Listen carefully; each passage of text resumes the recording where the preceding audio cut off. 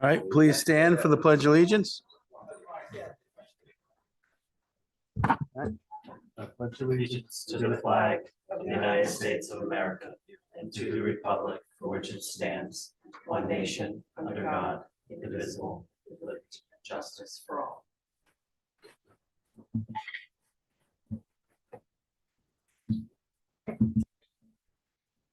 All right, we'll call the meeting to order. On the acceptance of the agenda, there'll be one extra announcement. So under announcements, Thank you. This meeting is being video and audio recorded. We have an update on Winter Storm Hernando, and I wanted to start out by thanking a number of town staff and other officials for their assistance during and a little bit after the event. And I think Chief Cranston will echo some of this. These include public safety staff, emergency management, DPW, our IT staff, sewer, town admin and communications staff, as well as officials from National Grid, Comcast, and Verizon. Senator Sear was very helpful. I think he's on and may make a few comments. He kept in touch throughout the storm and helped with contact information for some of the other agencies. Representative Moakley, I know, was in touch with town staff. The Steamship Authority was incredibly helpful in getting the National Grid trucks and crew and equipment over. Our Red Cross representative, Barry Rector, stepped up to help open the shelter. Nourish Nantucket provided some food. Nantucket Chamber of Commerce and 97.7 were very helpful with public outreach. So I'm going to turn it over to the chief to review the specifics of the storm as well as some damage assessment protocol. Thanks, Libby. So this is just a brief update on what happened with Winter Storm Hernando. Like with all storms, it required a coordinated, full-scale response across all town departments. We had a heavy focus on life safety, infrastructure stabilization, and clear public communication. The executive staff coordinated preparation, response, and recovery efforts, and we participated in multiple daily calls with Massachusetts Emergency Management Agency and state officials. The town manager, Libby, and myself remained in close contact with National Grid leadership throughout the entire event. At the height of the storm, approximately 11,000 customers, or about 86% of the island, were without power. A warming shelter was opened and operated for 24 hours at the Nantucket Intermediate School, and we served at the High Point 12 residents. During the storm, fire and EMS responded to 75 calls. The police department handled 121 storm-related calls. Department of Public Works crew managed 25 fallen trees and approximately 50 downed wire calls while maintaining plowing on 90 miles of paved roads and other critical routes.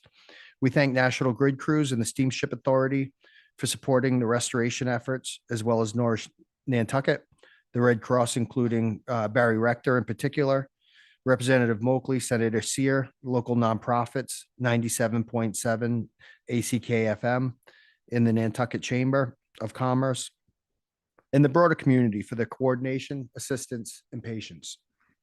Thank you. all right, thank you. Sorry, I meant to introduce the DPW director as well. Drew is going to review some of the cleanup plans, as well as a couple of other things that arose as a result of the storm. Thanks, Libby.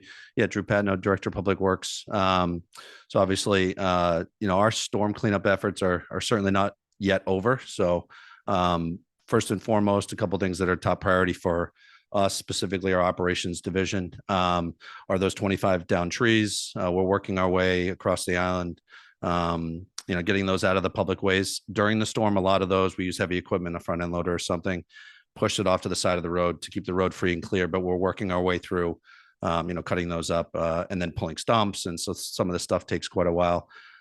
There's a lot of sand out there that's blown around, smaller tree limbs and twigs. So sidewalks, bike paths, and street sweeping is going to be a big effort for us going forward. I know we're all probably praying we're done with the snow. The rain is still pretty, or it's looking like it's going to be pretty regular, which actually might help us in some ways. We are in a level 3 drought. We're not supposed to be using water for street sweeping. So if you do see us out and it's getting a little dusty, there's a good reason for that. So, the other big thing I wanted to point out is that it is March in New England. It is pothole season. We are well aware that we have plenty of those around island. We do make asphalt at the DPW bright and early before the sun rises when we go out to patch potholes. It's a good material, maybe not the world's greatest material. I met with Victor Brandon today. He is planning to open March 20th. Fingers crossed he can stick to that schedule. So that will really help us. We obviously also use cold patch, but that's really kind of a Band-Aid application. So we're working our way through that stuff as well. And then lastly, we understand there's a lot of downed trees, limbs in people's yards and on private property. So I've discussed with the town manager, and we're going to be waiving tipping fees for brush, which is classified as anything over 4 inches in diameter at the solid waste facility through the end of the month to help with the cleanup efforts. So hopefully it take a little bit of the extra burden off of residents. Residents only. Residents only, yes. So thank you for reminding me. So really our only tool to differentiate between commercial and residential waste generators at the solid waste facility is basically the license plate. So if you have a commercial plate, the waiver of the tipping fee won't apply, but residents bringing stuff from their private residences will be free through the end of the month. Thanks. Yeah. I want to say one thing is there was a tree. You guys did a great job. There was a tree fell right across. People probably saw it on social media. I'm not on social media, but the tree fell right across Cliff Road. The DPW was there, 10, 15 minutes later, because they were already on Center Street. And it took about 25 minutes for them to cut it, get it out of the road, because the road's still being used, and pushed everything to the side and moved along. And I know it was 25 minutes because I made them cookies and I almost couldn't get them done. They were so fast. And so they did a really good job. I was really impressed. So. Yeah, thanks. Yeah, I mean, the stump's still there. So, that's something we're going to come back and do. And, that's the thing, 25 trees at, call it a half hour a tree, takes some time. So, and it was a big tree. It was not a little tree. Yeah. So yeah, they all were. Thank you. Is Senator Sear online? Okay. Yes. Do you want me to give a bit of an update, Libby? Your update. Go ahead, Julian. Sure. Well, thank you for inviting me, and it's good to be with you folks, albeit remotely. Yeah, I mean, this was a whopper of a blizzard. I was actually home in Truro with my parents, and I think we lost the most trees, just as a non-scientific factoid. Most trees my parents have lost in their yards since Hurricane Bob. And I was a very little kid during Hurricane Bob. I remember that storm, and this was certainly a real whopper for us. A tremendous response by the town, DPW, public safety. I think behind the scenes, I don't know if residents sort of are aware of this, but there's really excellent coordination, not only sort of among and within the island, but also with off-island partners. Barnstable County organizes twice daily emergency management calls, which Nantucket participates in. The Vineyard Towns also participate. Legislative delegations on there, really working to sort of elevate issues up to MEMA, elevate issues to the governor's office, and then really troubleshooting when we're having challenges. National Grid kept me and Representative Moakley sort of well abreast of the restoration. Restoration on Nantucket was swifter than in some parts of the Cape. I had towns are percent of the Cape that didn't come back online until really well into Friday. So the outages were a little less, but still significant, with 11,000 outages on the island. And then work to just troubleshoot. We had some real issues around Comcast service, internet service, issues around Verizon as well. Got them in touch with the emergency management director, with the town manager, and just really making sure that we're troubleshooting. The Steamship Authority, making sure that they and new leadership of the Steamship Authority, work to get trucks on island, crews on island as fast as possible. There was pre-staging that happened, and then of course in the response. So all hands on deck. I think this was a very significant storm, and I think our response here, was solid. I think there's going to be an after action that the region-wide folks are going to bring together, and certainly want to have Nantucket voices there. We want to make sure that we continue to be prepared. But I think we have a really strong playbook and working collaboratively, not only across the island, but across the region when these emergencies happen. Most places in Massachusetts don't have any sort of regional coordination beyond the town level. So this is something that, I think is an advantage that Islanders and Cape Codders have, and I think we're going to seek to strengthen that. Certainly also in storm, after action, really looking, as well around grid reliability, which I think is always critical. I do think though in this storm, right, I mean, we literally had, we literally had power poles snap in half, right? We had so many downed wires. I think when you really look at hurricane force winds in the midst of a blizzard, there's only so much infrastructure hardening we could do aside from putting power lines, underground, which is pretty expensive. It's about probably $6 million a mile to put power lines underground. So when you're doing some repaving, maybe that's a good option. But glad to take any questions folks have. But always delighted to make sure that working in good partnership, go to bat from the island to make sure the island is not forgotten in these storms. And Rep. Moakley was there with me every step of the way, and we'll continue to be ready and available on emergency issues and on more and on less crisis situations as well. Are there any questions or anything I could address on this topic or anything else? No one else? All right. Thank you, Julian. Always good to see you folks. Take care. All right. All right. Anything else on the? Okay, we'll move on. Housing Department and Barrett Planning Group hosting. That's Christy. Thank you, Christy Ferrantella, Housing Director. I always want to announce that the Housing Department and Barrett Planning Group are hosting the first community-wide housing workshop for the Nantucket's housing production plan and are seeking your participation.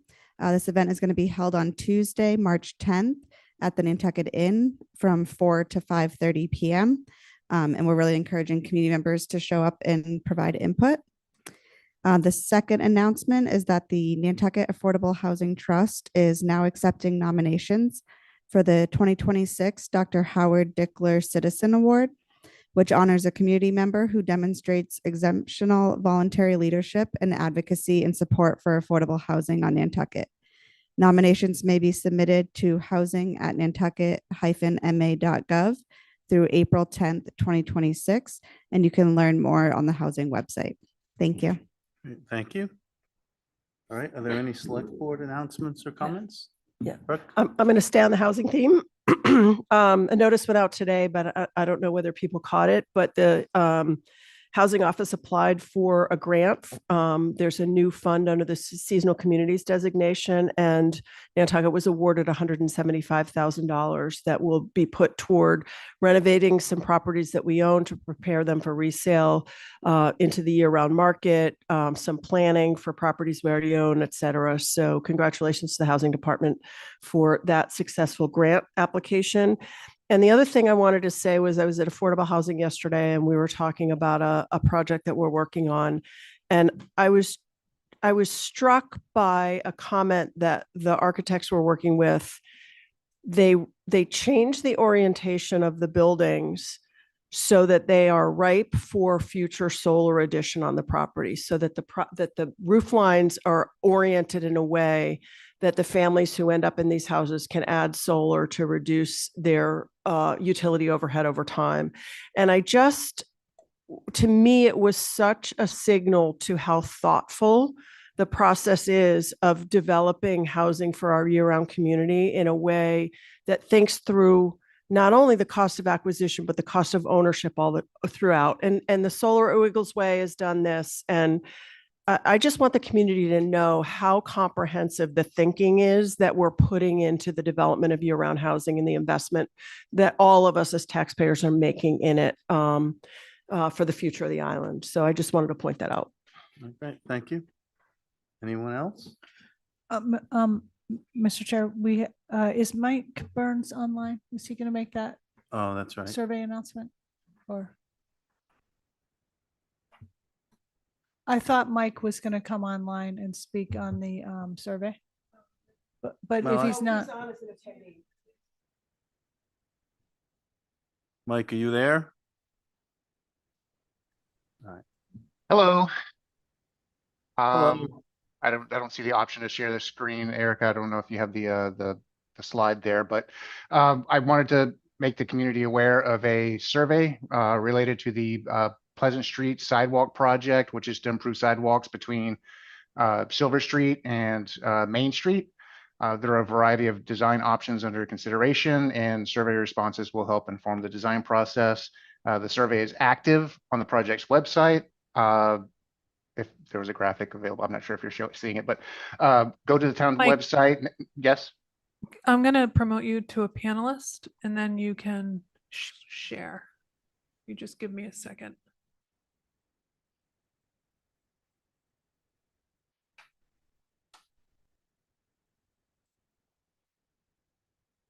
You there?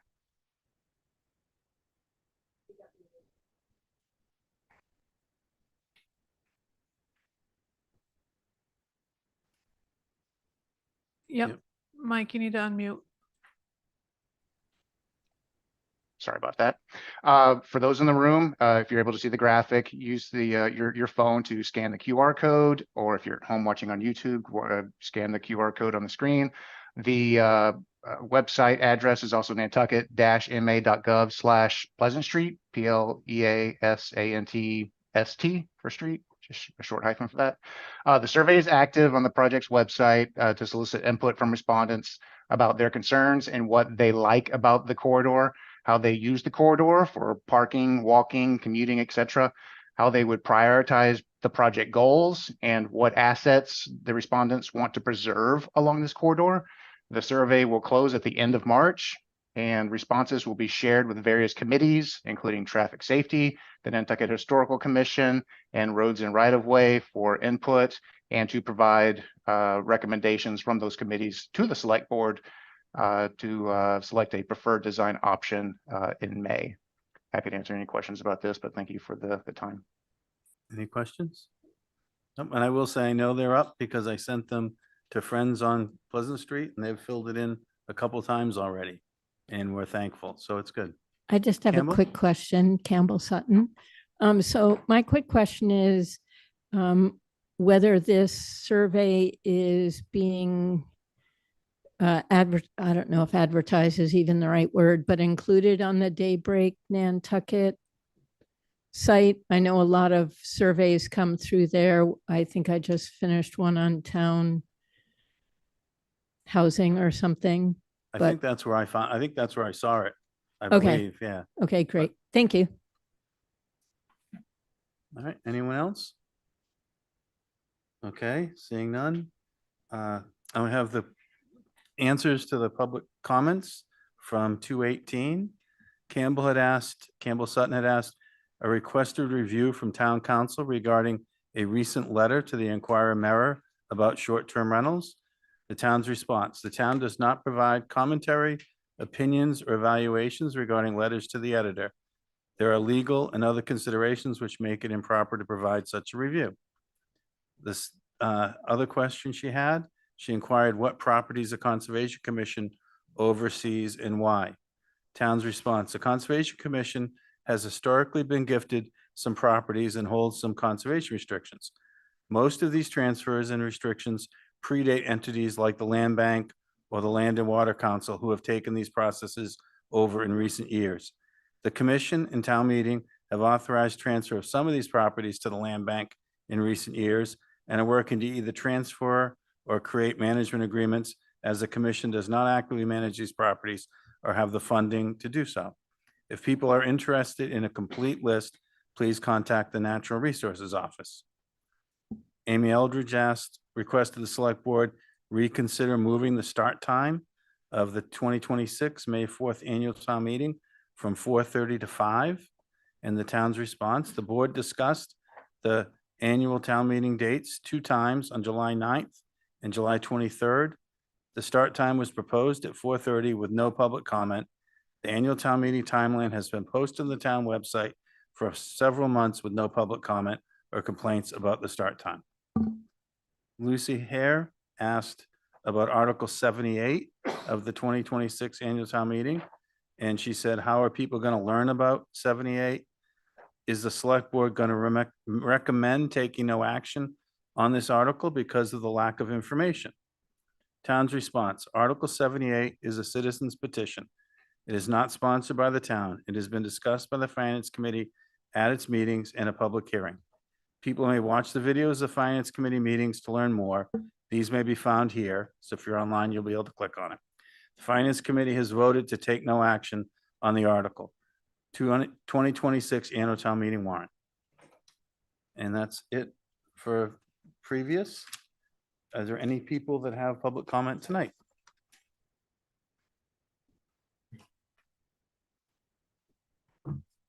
Good evening. Okay, Robert Bates. thanks.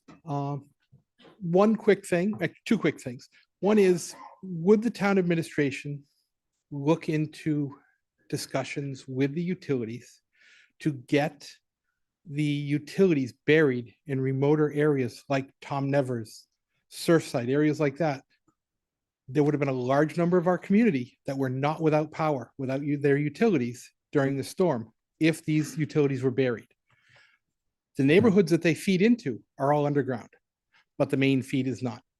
The town previously had an agreement with the utilities to bury the utilities in the downtown core district, including Sconset's core district. I do not believe that that has yet to have been completed. I know downtown is completed, but I don't know if Sconset has been completed. The second item is I would love to be able to have an interaction with somebody, either the board, Public Works, whatever. Commercial Street, during this, I'm representing 3 Commercial Street. Commercial Street flooded due to the failure of the storm drain, which allowed harbor water to get up through the storm drain. I have watched the water come up through this. I was down there during the storm. Commercial Street flooded. 3 Commercial Street flooded because of this. The water came in over the sidewalks onto the property, flooded the patios, got into the lawn. If this storm drain had a backflow or a check valve or something in it, water would not come up into the lot from the harbor. The water did not come over the bluff in front of the buildings because I was there at the high tide. I had seaweed that was this high against my decks and against all that stuff, but the water never came over the deck. The flooding was entirely due to the failure of the storm drain. That is, and it flooded all the way to Washington Street. The entire length of Commercial Street was flooded to Washington Street. Right. I am open to working with anybody. There have been meetings down there previously because the storm drains don't ever completely drain because they go into the harbor, but they also backflow up from the harbor. Right. Well, we can't answer tonight, but we will Understood. work on it. Thank you. Thank you very much. All right. Anyone else? Is there anyone online? All right. Someone has to tell me. Burton Balkine. All right, Bert. Thank you. Burton Balkine, speaking on behalf of the Nantucket Coastal Conservancy. I'm going to be reading a letter from our board to keep it under 3 minutes. The Nantucket Coastal Conservancy is a leading advocacy group for Nantucket's natural beaches. The NCC has stood in opposition of the geotube seawall in Sconset Beach due to the well-documented negative impacts it has had on the eastern shoreline. But there's another negative impact, that the proposed geotube expansion project that has not yet received appropriate public attention. The need for trucks to truck over 300,000 tons of sand across the island. While traffic concerns are outside the purview of the Conservation Commission, they are squarely within yours, the Select Board. And if the geotube expansion happens, the board will own the noise and traffic caused by it. That's why we believe this issue is worthy of an open public discussion at a Select Board meeting, well before the ATM. The sheer volume of truck traffic required for the geotube expansion is hard to wrap your mind around. Based on data in the public record, a total of 312,000 tons of sand would be required within a 5-year span of the permit. That's 14,000 truckloads. That's a lot of numbers. So here's a simple way to think about it. parked nose to nose. Imagine a continuous line of dump trucks 35 miles long from Hyannis to Sconset. SBPF expects to source much of the sediment sand from off-island sand pits, barging into Steamboat Wharf and trucking it across the island to Sconset. Their delivery plan would route trucks through town to Milestone Road, through Sconset side streets to dump on Baxter Road. SBPF's solution to the traffic issue is to schedule the construction in the off-season. While the strategy might minimize inconveniences for the seasonal residents and summer visitors, it poses challenge for construction when the beach is at its narrowest and would concentrate the noise, vibration, fumes, and general nuisances felt by year-rounders at a time when the island is most peaceful. While every resident would be affected, the disruption would be most acute for those directly abut the truck route. Based on town GIS and public way records, that's roughly 250 active voters who live on this route. These folks might want to know that if the geotube expansion moves forward, dump trucks will be passing by their homes 18 to 20 times per hour during the 4-month construction window. That's a total of 28,000 times over 5 years. SBPF proposed sand plan will disproportionately impact year-round residents. So we ask, is it equitable to impose these impacts on year-round community? I just have another 10 seconds. The project. Wrap it up. Okay, you can cut me off, Matt, if you need to. No, I don't need to cut you off. Just wrap it up. Okay, I am. For this project, benefits a relatively small amount of private interest, especially when the only real lasting solution is the alternative access plan is already in place. For that reason, we are respectfully asking the select board to put this matter in an upcoming agenda meeting and have an open and frank discussion. I really appreciate you letting me speak my piece. Thank you very much. All right, thank you. Is there anyone else online? No, seeing none. All right, we have minutes, warrants, pending contracts. Move approval of all three. All right. Second. 4. Oh, 4. Yeah, Four. 4. Do you have a second? Flip the page. Second. All right, all those in favor? Aye. Aye. Aye. All right, that's unanimous. All right, consent items, a gift for the fire department? You want me to read a minute? Yeah, please. Okay, hold on one second.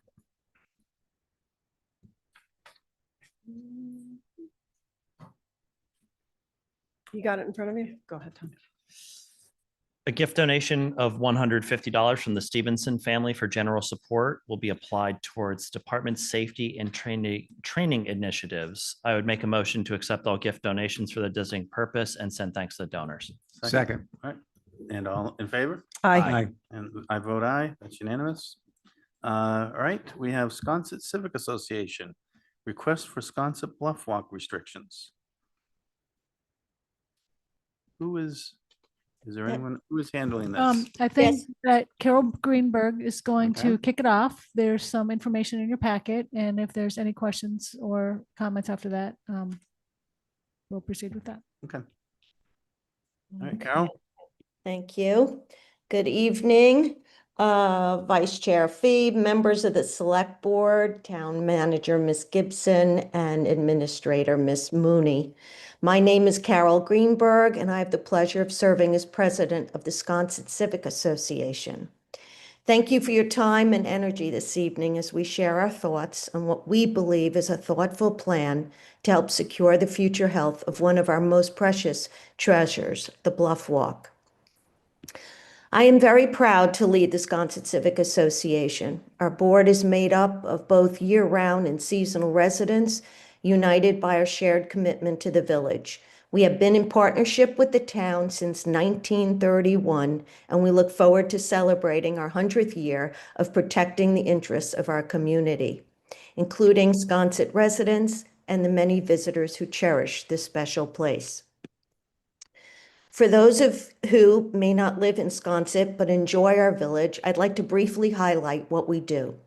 The Sconset Civic Association maintains the landscaping at the Sconset Rotary, Larson Park, including its picnic tables, and Pump Square, all supported by our membership. We partner with the DPW to help maintain the garbage facilities and bathrooms on New Street and at Sconset Beach. We have contributed new bike racks at the bus stop and beach access. We host Bike Safety Day each summer for our youngest residents with the support of the Nantucket Police Department. In collaboration with the Sconset Trust and a dedicated Sconset resident, we are working with the town postmaster to repair and rekey the antique mailboxes this summer at our Bluff Post Office. This is just a snapshot of our ongoing commitment to the Nantucket community and the many visitors who come to Sconset each year.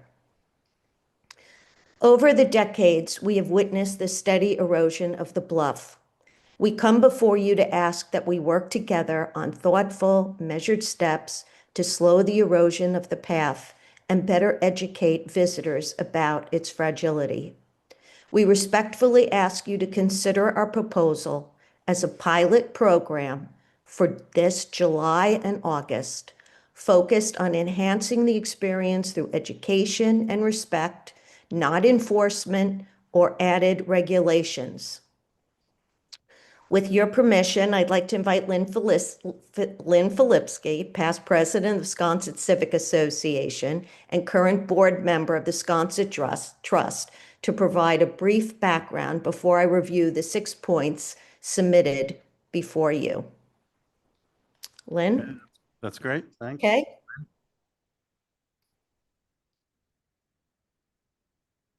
Hi, thank you, Carol. The trust is committed to great landscape management around the village. You're all aware of how much property is under preservation, and we are committed to open public access.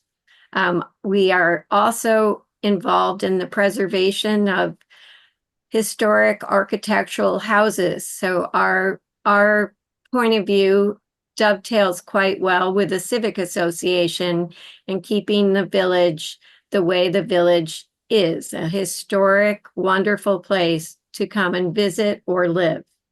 Now, if we go back in time and look at the Bluff Walk, which is a critical part of the village, I just want to go through how the land was developed, because for a few centuries, it was just the center of the village with the historic small whaling cottages.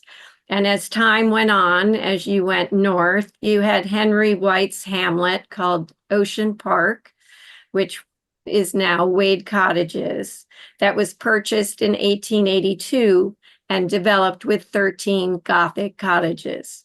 Above that was Mr. Flagg, had 13 lots between Nosegay and Rosalie. And beyond that was Aurora Heights, from Rosalie to Ann's Lane. And this was owned by Robert Coffin and Emily Rice. A new subdivision in 1885 north of Ann's Lane was developed by Mr. Flagg, where his house Flagship was built. And this was 87 lots. So this was not a continuous piece of land by Mr. Flagg. When he gave it to the town or the proprietors first, he had title to the foot of the bluff, and the proprietors owned from the foot to the high water mark. Mr. Flagg established eastern boundaries a safe distance from the bluff, or so he thought, since 27 homes have been relocated since then. At this point in 1900, this was a great sales advantage for Mr. Flagg, obviously, and a benefit to everyone on Nantucket to enjoy a leisurely stroll from the lighthouse all the way as far south as the village as you meandered down. Unfortunately, we no longer have just 4,000 people on the island. We are not the bucolic place of all time. We have a summer population estimated last year at about 80,000. And so this has become an issue for the village. And Carol had reached out to the trust, and we were working with her and her group as two boards that are essentially interested in the quality of life for the village, as well as open access for the public and the residents. Carol, why don't you go on with the proposal? Okay, thanks, Lynn. And now with your permission, I'd like to present our suggested management plan for the Sconset Bluff Walk. I believe you have the plan in front of you, starting with number 1, seasonal hours of use. Many may not realize that the Bluff Walk already has posted hours. Signs at both entrance that read Sconset's Historic Bluff Walk, open from 7:30 a.m. to Sconset. Erica, I believe you have a slide for this. These hours, do you have that slide? Oh, no. Are you not seeing it? There it is. This is posted, these signs at both the entrance and exit. The hours are advisory only, and we are not proposing enforcement. We understand that many enjoy early morning runs or walking their dogs outside these times. We feel updating the hours to 8:30 a.m. to 5:30 p.m. could help reduce overall foot traffic and ease wear on the path. It would also give homeowners an extra hour of morning privacy to enjoy their backyards without intrusion, and some peace in the evening from the hundreds of visitors walking the bluff all day long. Our second suggestion, to install wooden gates or narrowed entryways.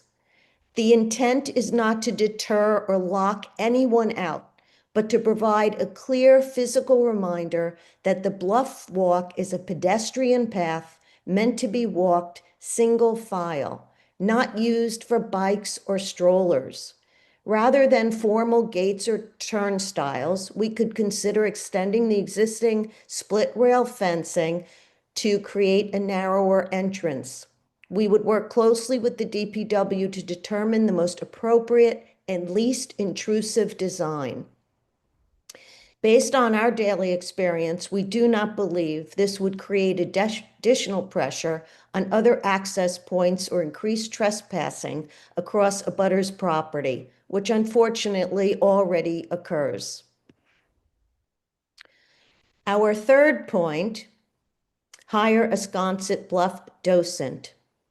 After feedback from town administration, we agree that the word ranger is not the right description. Instead, we would propose the description of docent, like one you might find at a museum. This would be a community-based role, ideally a local school teacher, a college student, or other adult with an interest in history and preservation. Working with us and the Sconset Trust, this individual will share the history of the bluff, educate visitors about the bluff's ecological sensitivity, and encourage respectful use. The docent would not serve in an enforcement role or seek out conflict, but instead offer a welcoming presence and gentle guidance. We envision this position operating between 10 a.m. and 2 p.m. during peak season. We thought our proposed compensation would attract a qualified candidate, but we are certainly open to working with the town to determine an appropriate salary. This salary would be funded by the Civic Association, the Sconset Trust, and homeowners on the bluff. Our fourth point, protect the physical path, erosion monitoring. I work closely now with the DPW throughout the summer on issues along the Bluff Walk, identifying encroachments, noting split rail repairs, and helping coordinate communication between homeowners and the town regarding this necessary work. Recently, Lynn Filipski and I walked the path to identify areas where additional split rail fences are needed to ensure safe passage, and I will continue working with Drew Patnode to address these locations. One misstep along the edge could result in a serious fall, creating risk for both the town and abutting homeowners. We also coordinate with Leah Hill to stay engaged in the town's ongoing erosion monitoring efforts. Our fifth idea is to revise the town website and publicity. With up to 1,000 visitors per day during peak season, the Bluff Walk is already beyond sustainable capacity. While we cannot control influencers, Instagrammers, or filmmakers, we can shape how the path is presented through social media, print, and digital messaging. Public messaging should emphasize education and respectful use of the bluff, rather than promoting it as an attraction. We are collaborating currently with Culture and Tourism to design a pamphlet focused specifically on fostering awareness and responsible behavior. And lastly, protect Front Street from unnecessary foot traffic. We propose working with the town to install signage that directs visitors to the Bluff Walk entrance, helping to reduce congestion on Front Street. We also suggest reminding local photographers about the existing permitting system through the Office of Culture and Tourism to ensure responsible use and compliance. In closing, I ask the Select Board with the town that we try our best to solve a problem that exists by working together.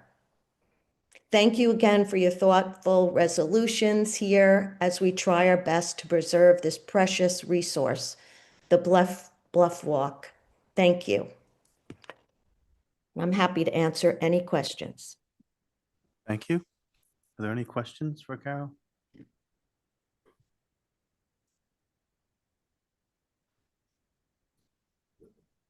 I guess for Libby and town administration, liability wise, partnering with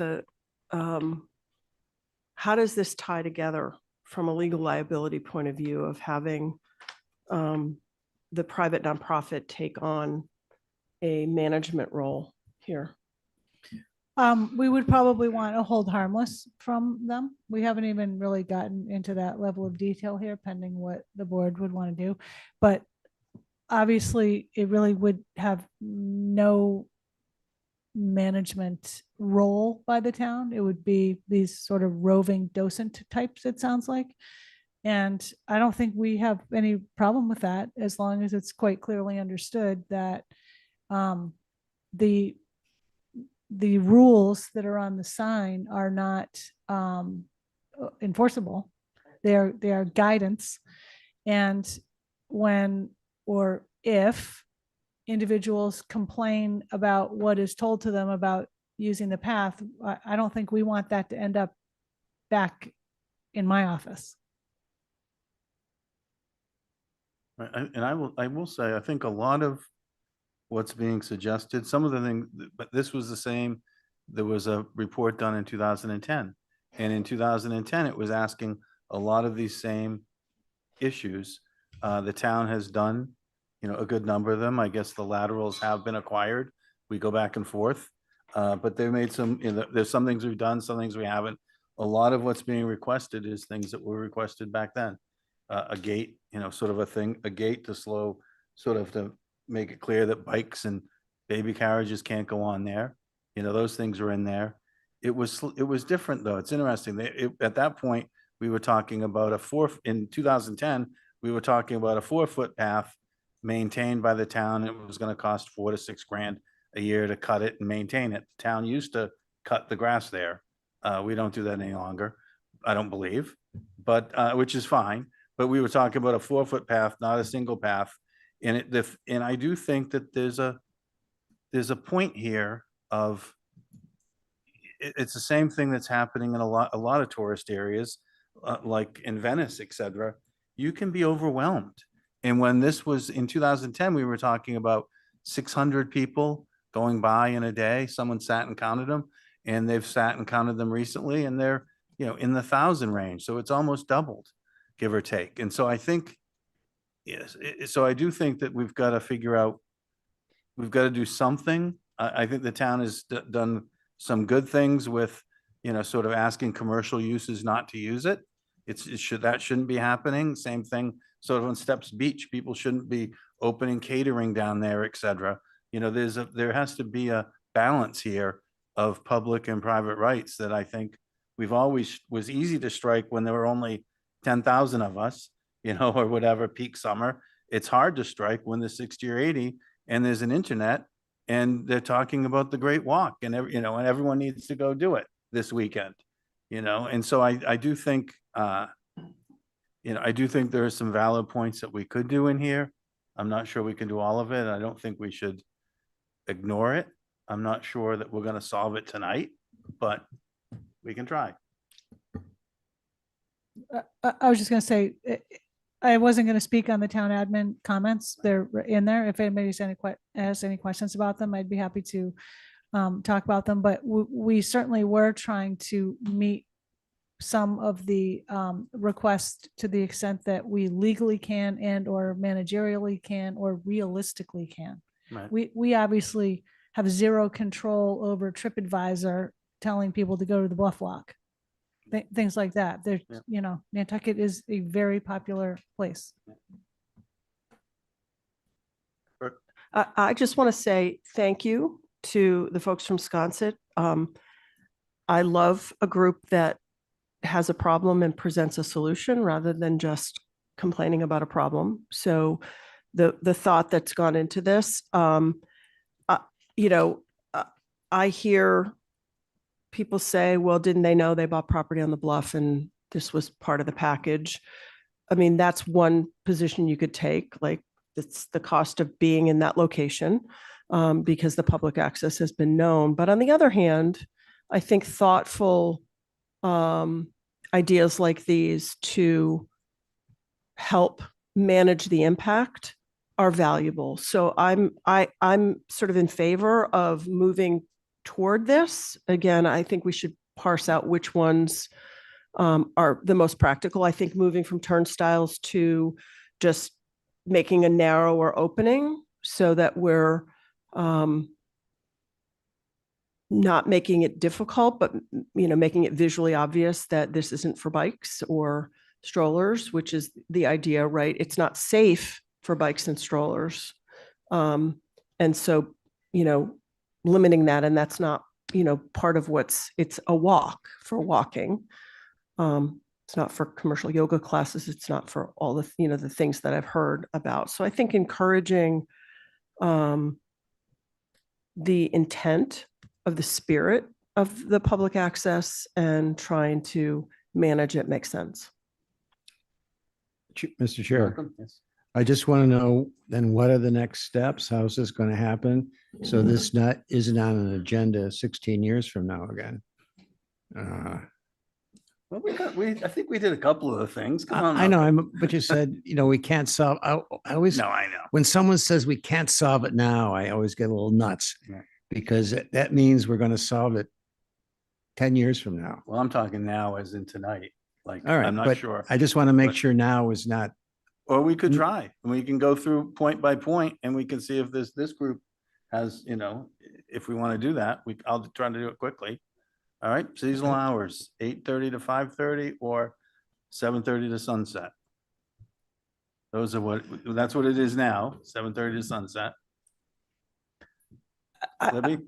Yeah, I just was going to mention, obviously, there is no enforcement authority behind any of that, but we could certainly, if the board wanted to, change the sign. Yeah.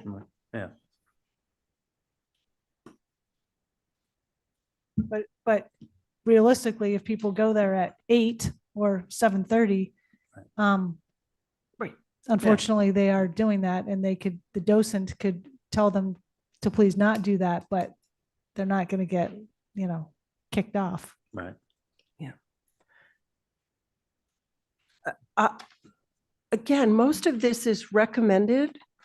Right. It's like, what is an appropriate way to manage the pressure on the asset, right? So I have no problem changing the recommended hours to 8:30 to 5:30. I think that's reasonable in terms of the folks that live on the bluff. And again, knowing you're not going to put your arms out and say you can't go, nor are they even planning to have a docent there at that hour anyway. So a lot of these, I think, if we think about it as a trial run, right, and we see what kind of feedback we get, see whether it works, try it and see if it minimizes the number of people between 7:30 and 8:30, Campbell, you want to make a comment? Hi, real quick? yes, sorry, I wasn't sure whether the public could comment, but given, I agree with what you guys are saying, but given that this is during the peak season, which peak season I'm not concerned about, but that's also when we have some of the longer evenings. And so 5:30 seems a little early. And as much as we'd like to say, well, there'll be no one going, you can't go here, there will be homeowners that are out there creating friction. And so I think we should at least ask for reasonable hours. And I think 5:30 is really, it's early in July and August. Is it 8:30 to sunset? Do we give them go an hour in the morning? Or is it 8:30 to, Well, 8:30, sunset might 8:30? be a little late, 9:30 or something, Yeah, but that's too late. I think like, let's say you did like 8:30 to 8:30 or some, I'm not exactly positive of the hours. I just think the 5:30 and 6:30 are going to create friction, even if we in this room and those listening all know that it's a suggested hour. It's not going to stop the friction. The other piece I'm wondering about, just because I have been out there a couple of times and property owners do seem to go fairly freely with their landscaping in front of that area, cutting down trees and things along the bluff that would be holding soils back. And so I get that the pedestrian traffic is a thing in erosion, but there's also a piece there that has to do with just cutting down whatever you like in order to get your view, but that it is also what's holding the bank back. So thank you for your time. Thank you. So if I might, All right, yes. I think we go with a compromise, maybe, and say 8:30 to 7:30 Okay. as the recommended time. I mean, that way, if you have an early dinner, you can go out and stroll the walk after. Unless, there's folks here who are in Sconset. I mean, I'm guessing, I don't spend a lot of time in Sconset, so I'm just trying to, sort of, I know Amy stood up, so I was looking at you, Amy. Good ask, Wisconsin. Okay. Oh, okay. Well, we'll go to Amy and then we'll go online. Amy Eldridge. I had a lovely conversation with Carol today and she answered a lot of questions that I had. I do like what Campbell had to say, possibly 6:30 or 7:30, because it is still pretty light out.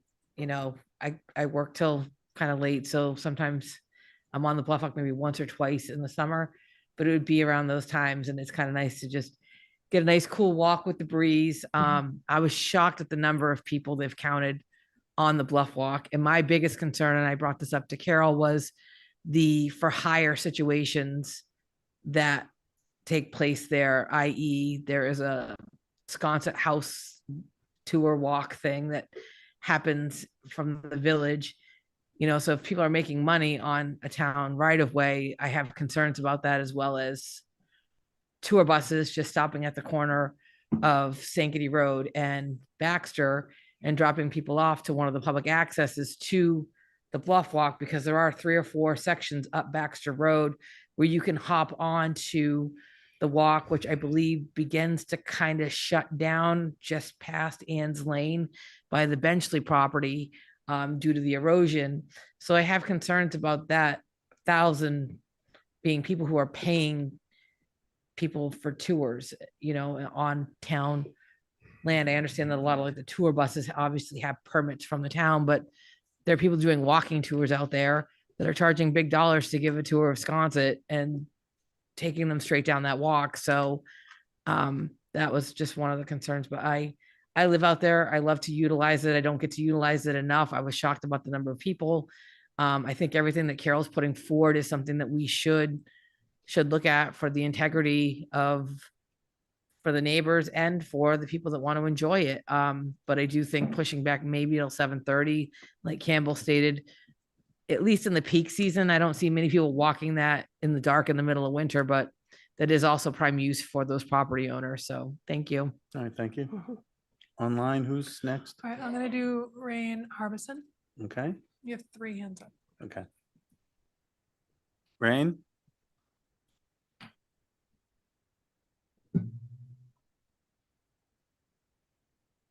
Shit. How do I do this? Rain, if you're speaking, we can't hear you. Can you hear me now? Yes. Oh, excellent. Okay, thank you so much for your time. I really appreciate it. I just have a few concerns about private citizens dictating public way limitations. It's a precedent that I really don't want to have to fight in the future. That's my first concern. The second one is something that Campbell brought up about kind of enabling the private citizens to accost walkers when they're walking through, which is something that, you know, as Nantucketers, we know is highly probable that people will get a little enabled and feel like it is their right to just accost. And then there is the hired hand, whether we're calling them a bluff ranger or a dossier, I can't remember what you said, docent. So are they going to be leading the tour?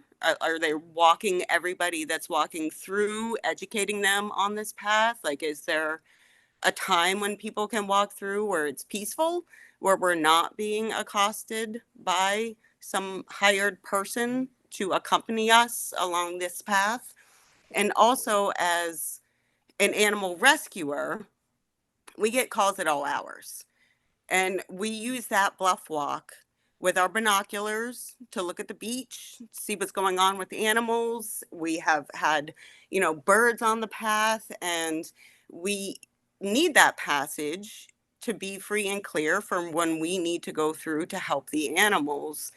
And it's a precedent that I don't want to see happen.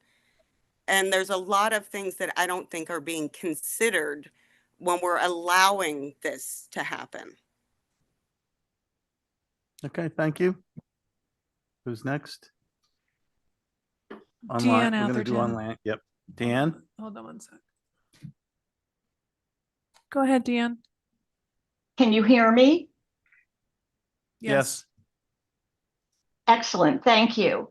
In 2010, Harvey Young and I were members of the Roads and Right-of-Way Committee, and we chaired the Sconset Footpath Public Access Subcommittee, and we worked with a community-based group comprised of 3 representatives from Sconset and also people from the community at large. We worked very hard. I believe we maybe met twice a week for 3 or 4 months. And we submitted our report to the Roads and Right-of-Way Committee and then to the Select Board. And it was adopted with great enthusiasm. Our approach to the issue of public access had more to do than just a management plan. We did develop a recommended management plan, but we were also concerned with public access. And that was namely the lateral ways, Matt, which you've mentioned. And we recommended that the lateral ways be taken by the town and pedestrian easements negotiated so that the public could access and exit the bluff walk along the lateral ways. We also, through research, understood that there are a number of staircases that run from the bluff walk to the public beach that are illegal. They're unpermitted and unpermitted by the Conservation Commission and unlicensed by the town. And we recommended that these illegalities be remedied. I would strongly urge all of the members of the Select Board to please read our report, which is available on the town website. We've also asked that our original subcommittee webpage be reinstated on the town website because it has a lot of very helpful archival information. So to sum up, the management plan, which we totally support, a management plan, is just one aspect of the Bluff Walk and this asset. And I hope you will have a broader view and keep in mind the interests of the community at large as you make these decisions. Thank you. All right, thank you, Dan. One more online, is there? Yeah, do you want to let John?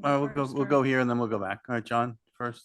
Hello. First, thank you. My name is John Shea. I am here as a representative of the Sconset Civic Association, and I want to appreciate all the effort that everyone's putting into this discussion. I live in Sconset year-round. I live just a couple blocks from the bluff. Have for many years. All I can say is that it is important that we are discussing this now, and it's important for a lot of reasons that have already been discussed. I just want to say that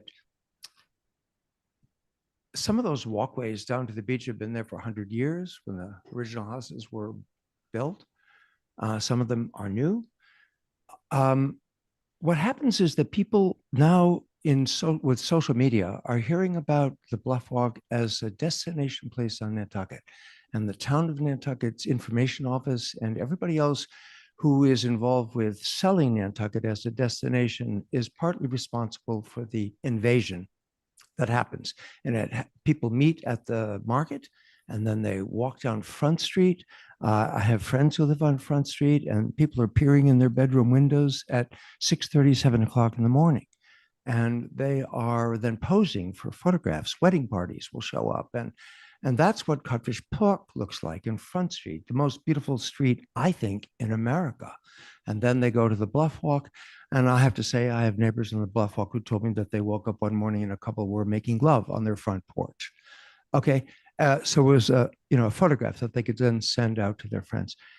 So all I want to say is thank you for addressing this. It is a problem. We do feel like we're being invaded, particularly in the summer. And we appreciate whatever you can do to help that. Thank you. All right, thank you. Okay. All right, next you have Robert Burke. All right, Robert.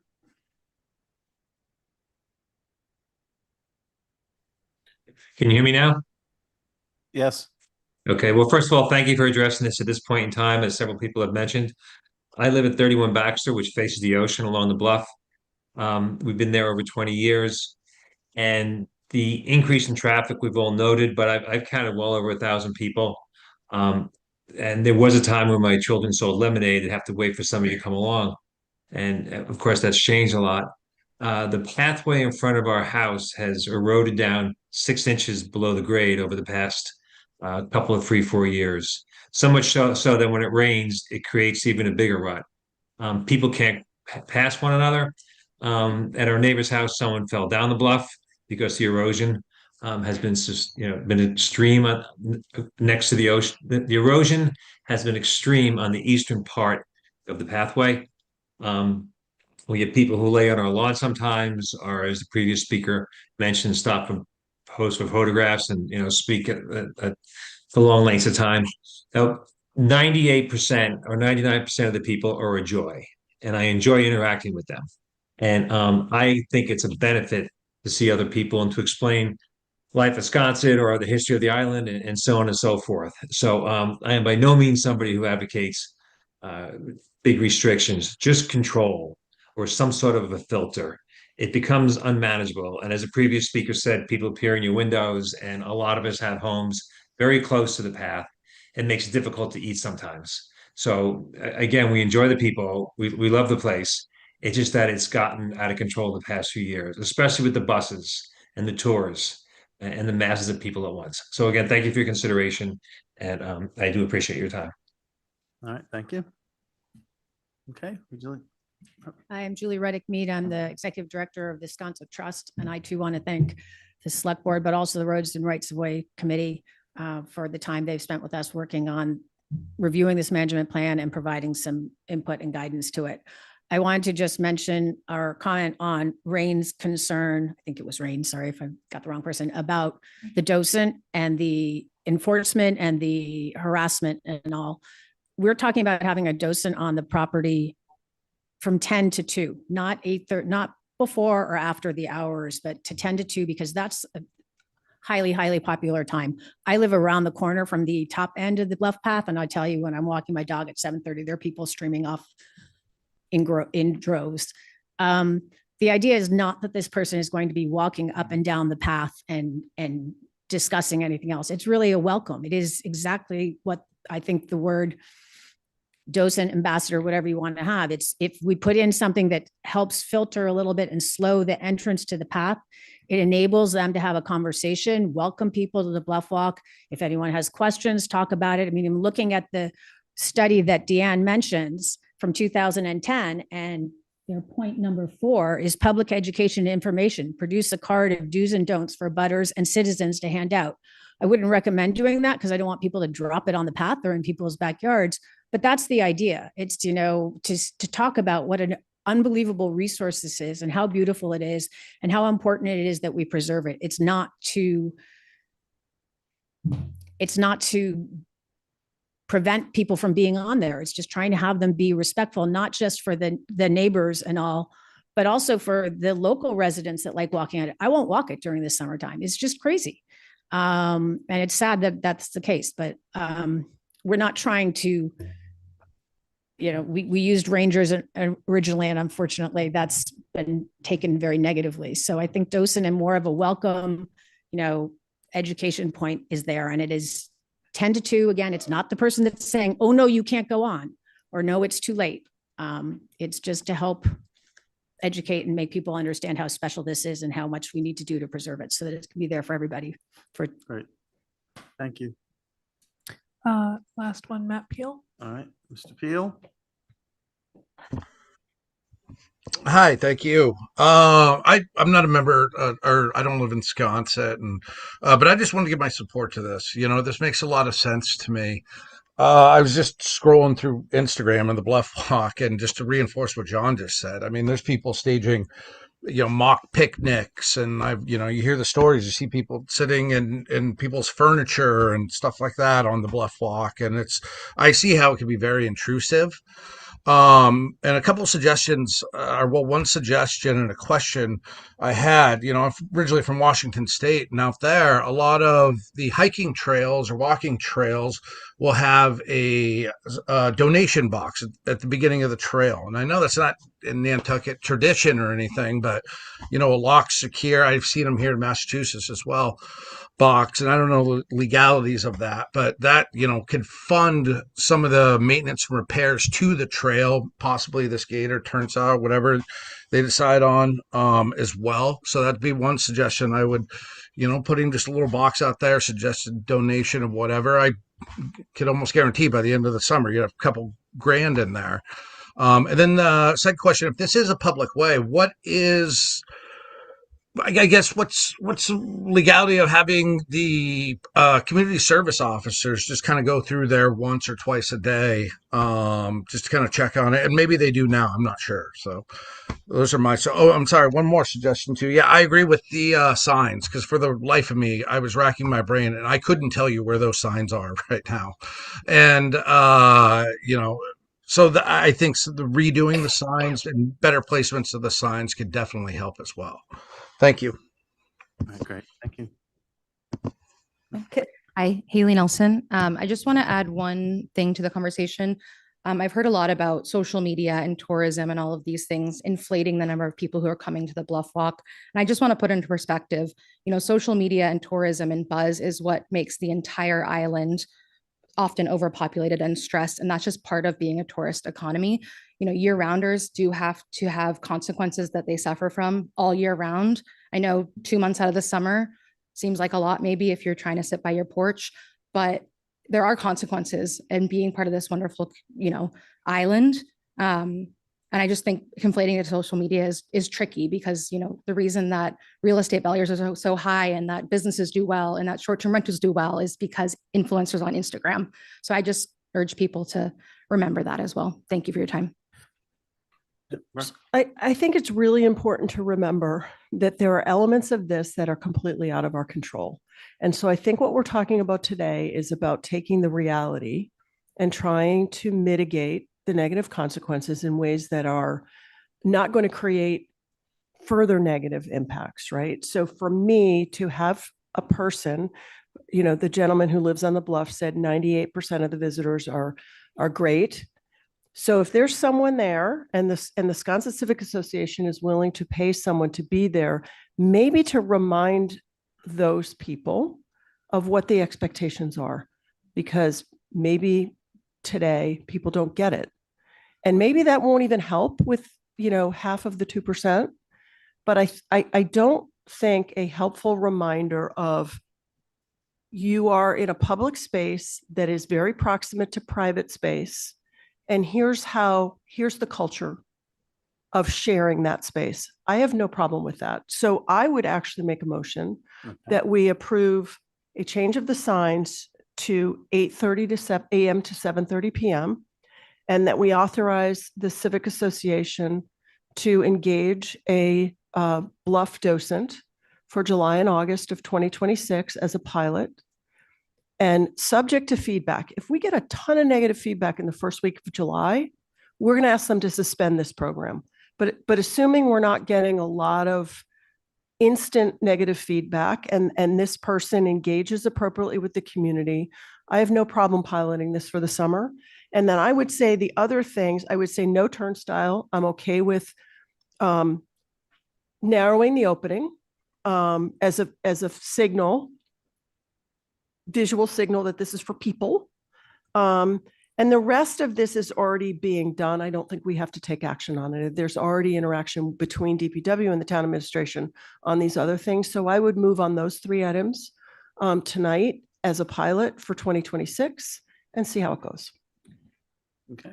I would support that with the understanding that even if it's not for a whole year, if this isn't working out in July, we'll shut it down. So your motion has to be clear that it's subject to us revoking it based on feedback. yes.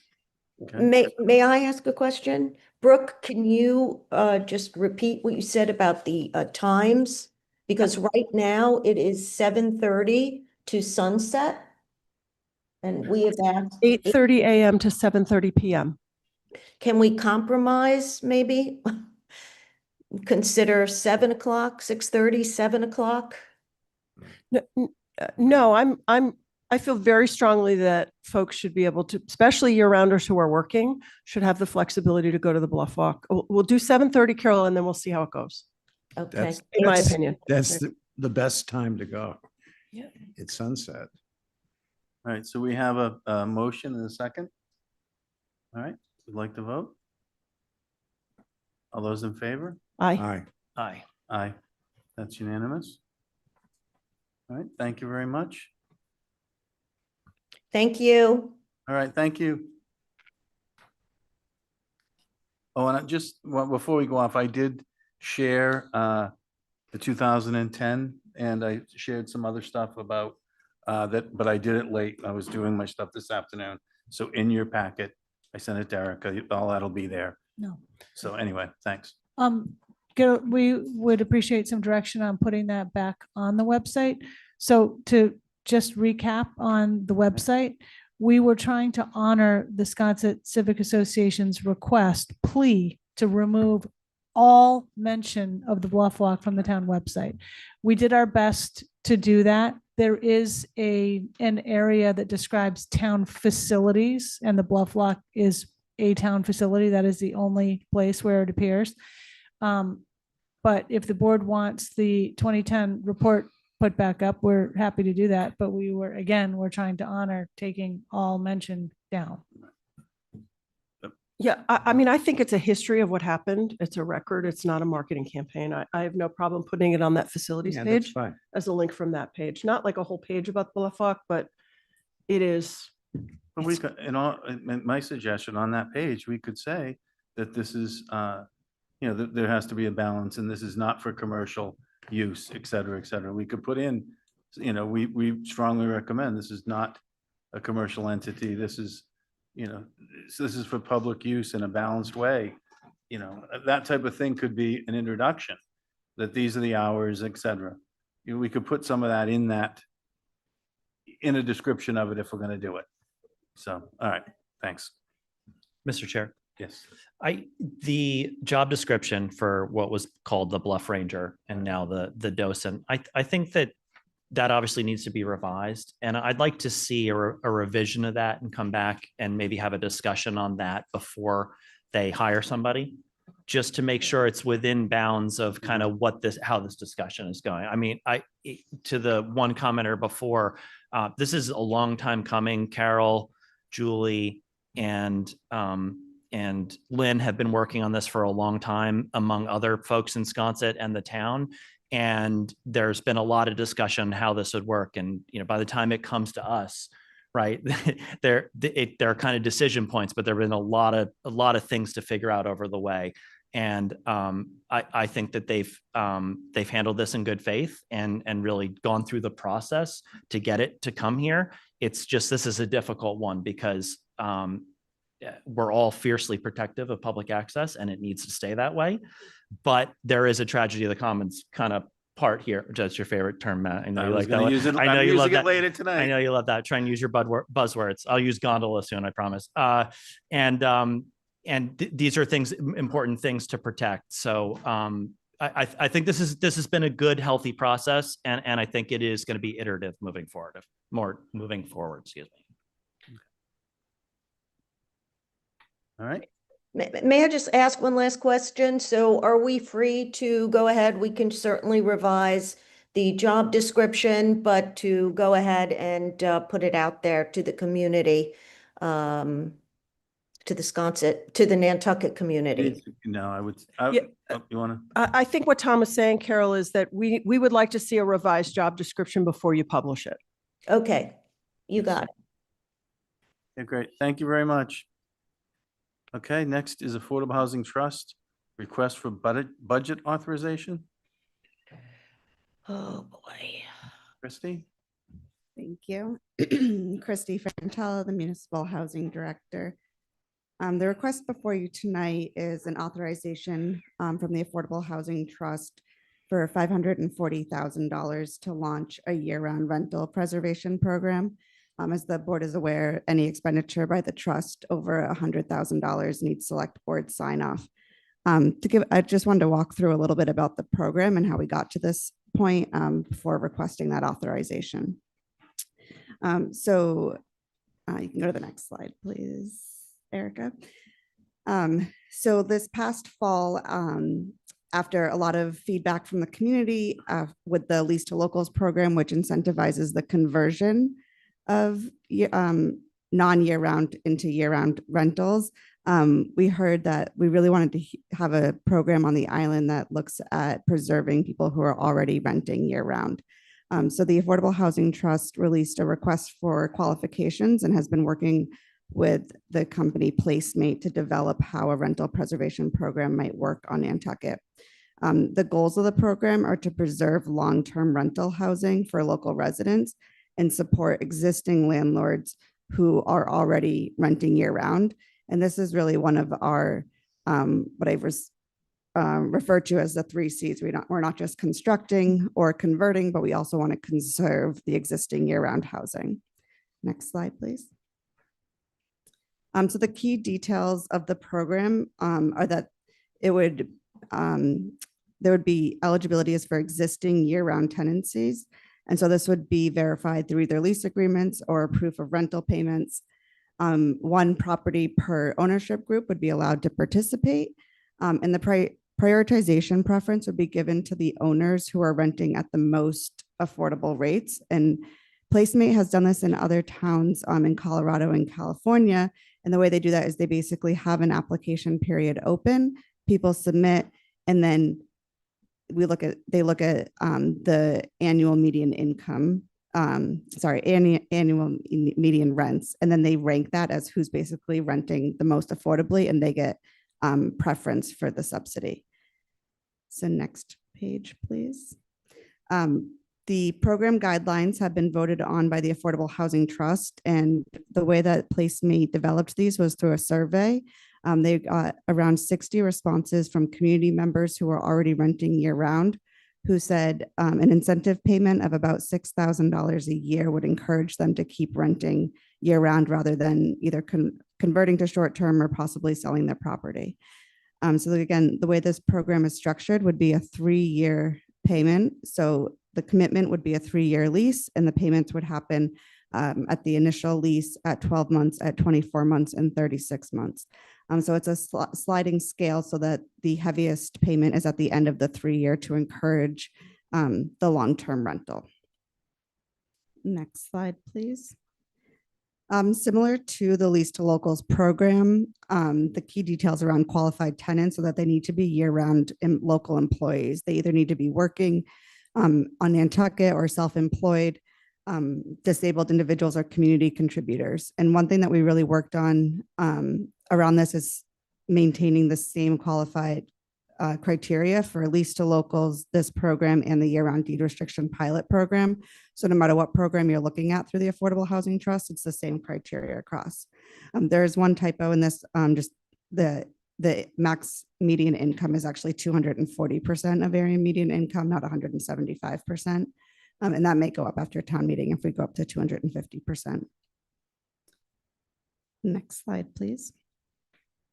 This slide just goes over a little bit about the application process. And as I mentioned, they would open up the application and allow people to apply. This would be through the homeowners to apply and demonstrate that they have existing tenants.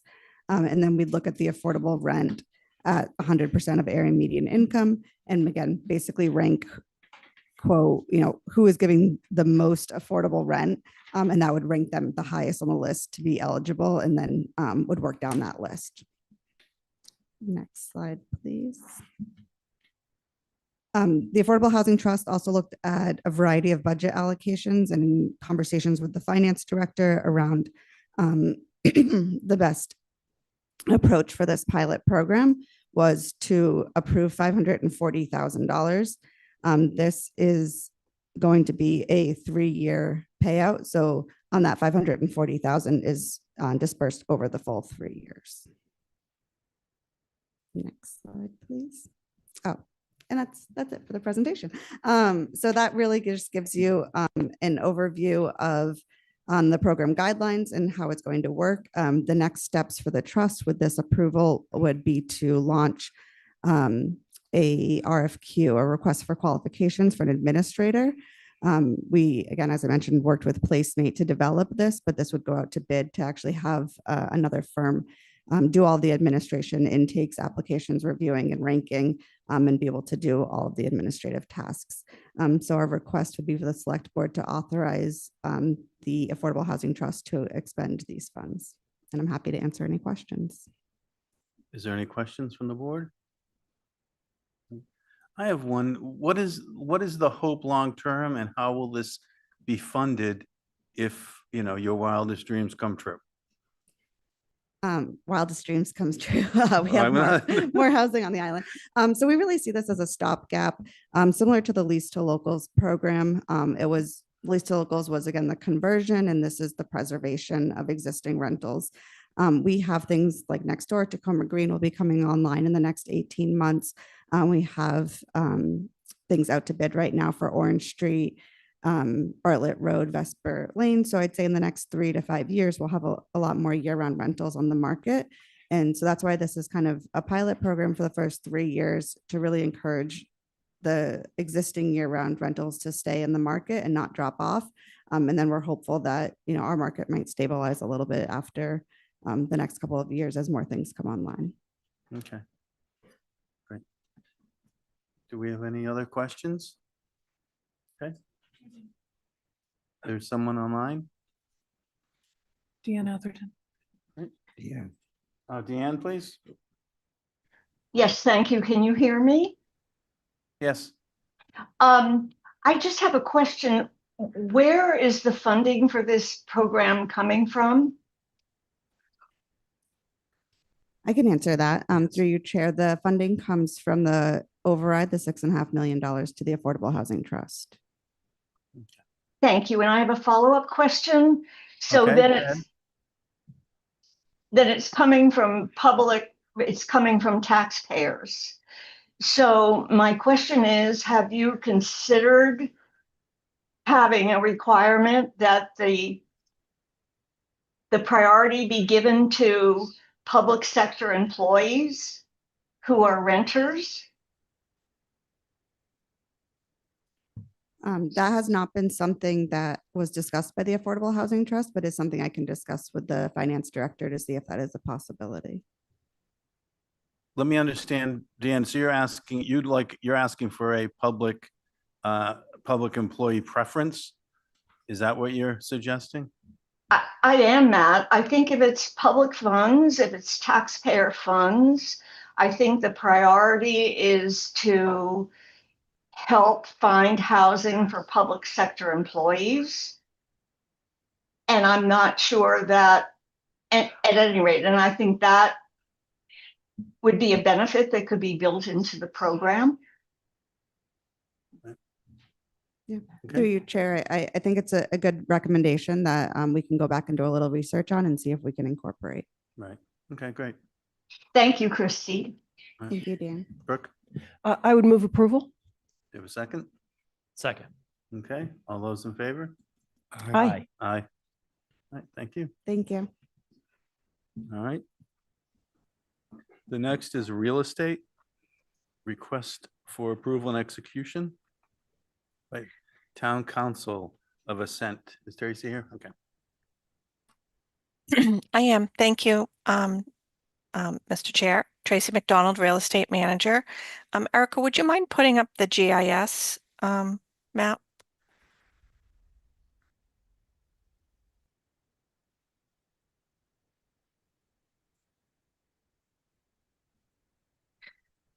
So I'm presenting tonight a request for an assent to an amended land court complaint filed by Valerie Sweat, who's counsel to the Land Bank, for approval of a plan for parcels T, U, and W, which are incorporated into Exhibit F to the petition and are originally shown on a taking plan 2010-53 filed with the Registry of Deeds. The parcels abut land court property at 64 and 68 Nobodere Avenue, which is the existing beach parking and shown here on the GIS. Like other requests that have come before the Select Board, this request recognizes the line of the order of taking of the roadways Vernon, or also known as Mount Vernon Street, and Waverly Street, which were taken by the town in 2010. And I'm requesting that the board consider approving and authorizing town council to execute the assent to the amended complaint in order for this matter to move forward through the process with the land court for plan approval and other relief that's been requested. Okay, great. Any questions? Do I have a motion? Move approval. We have a second? Second. All those in favor? Aye. Aye. That's Thank you. unanimous? All right, Thank you. Okay, next is Health and Human Services report. So as the board will recall, we have been having our departments come in on a rotating basis to give their monthly report, and we're moving away from introducing the department to, because we've already done that, to more having them review accomplishments, initiatives, challenges, future plans, things like that. And we're starting out with our very newly launched Government 101, thank you, Florencia, series. These are videos for each department that gives a little bit brief little overview of the department. So we're gonna show the Health and Human Services one and then turn it over to these guys for their presentation.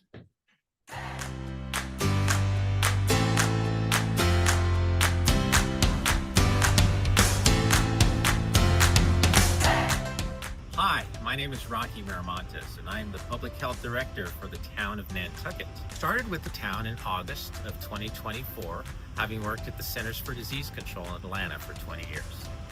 The Health and Human Services Department, with offices located at 131 Pleasant Street, is supported by a team of 13 professionals, including the Deputy Health and Human Services Director, an Environmental Contamination Administrator, public health inspectors, a clinical administrator, a public health coordinator, program staff at the Salt Marsh Senior Center, a veterans agent, and other key roles across its divisions. The Health and Human Services Department is committed to protecting and improving the well-being of Nantucket residents, and our work is most prominent in 3 areas.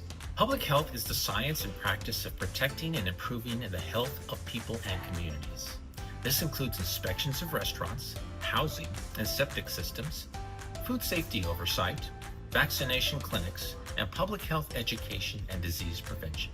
Our work changes daily to meet the evolving needs of the community.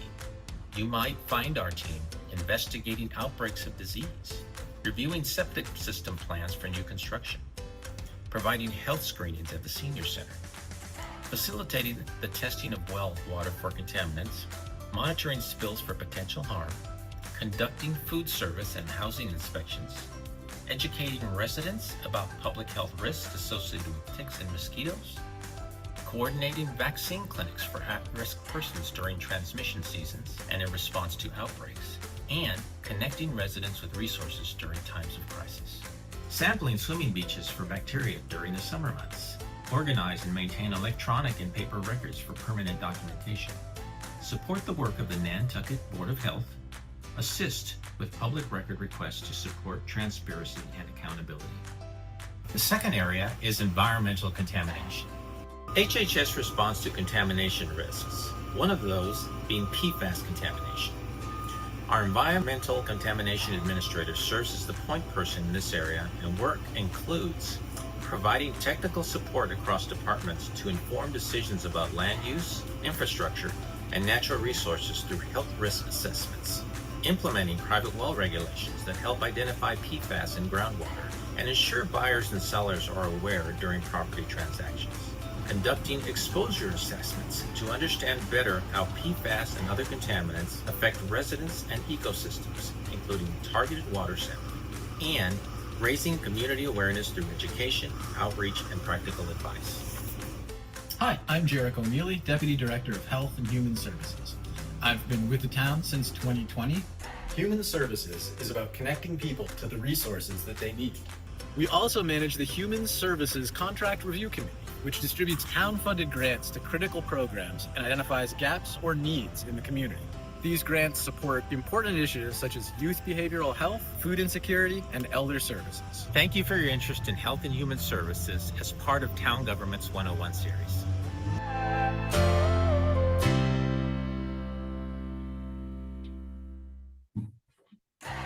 Pretty photogenic, I would say. I think if we could cut a couple of years off me and maybe a few pounds, I'd be a little happier. Let me know when you're ready.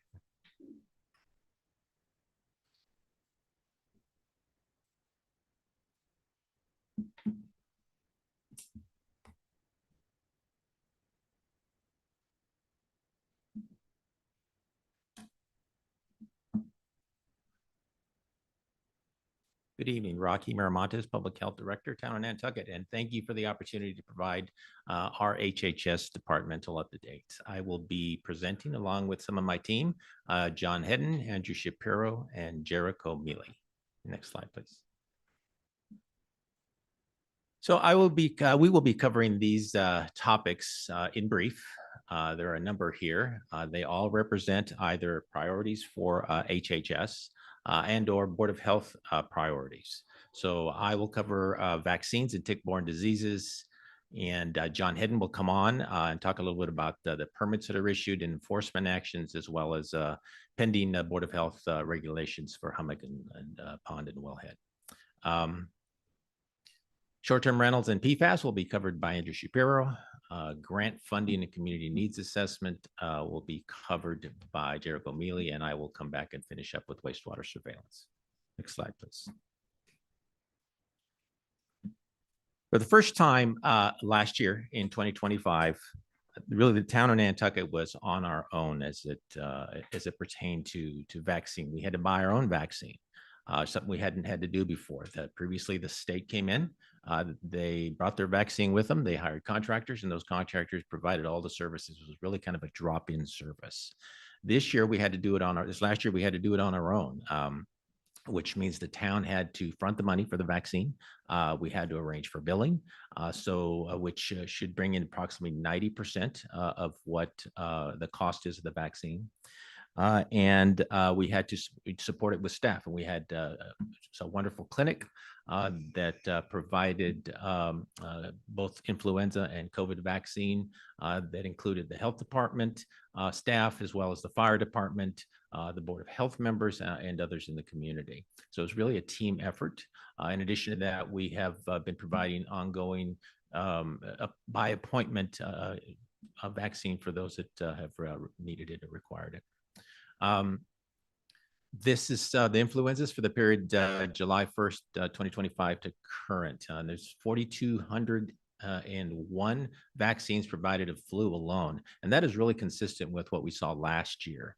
So it's about the same, even though we kind of took this on our own individually as an island. And we provided 350 flu vaccines. And just as a note, there's about 21,000 active Nantucket patients with Nantucket addresses in the vaccine system right now. And that has stayed consistent over the last few years. On the COVID side, we were one of the only that were providing COVID vaccine. So we felt it was important for those that wanted it and were warranted to have that particular vaccine. And that data goes back to, it's presented a little bit different in the vaccine system, but there are 1,394 that are considered current on that particular vaccine.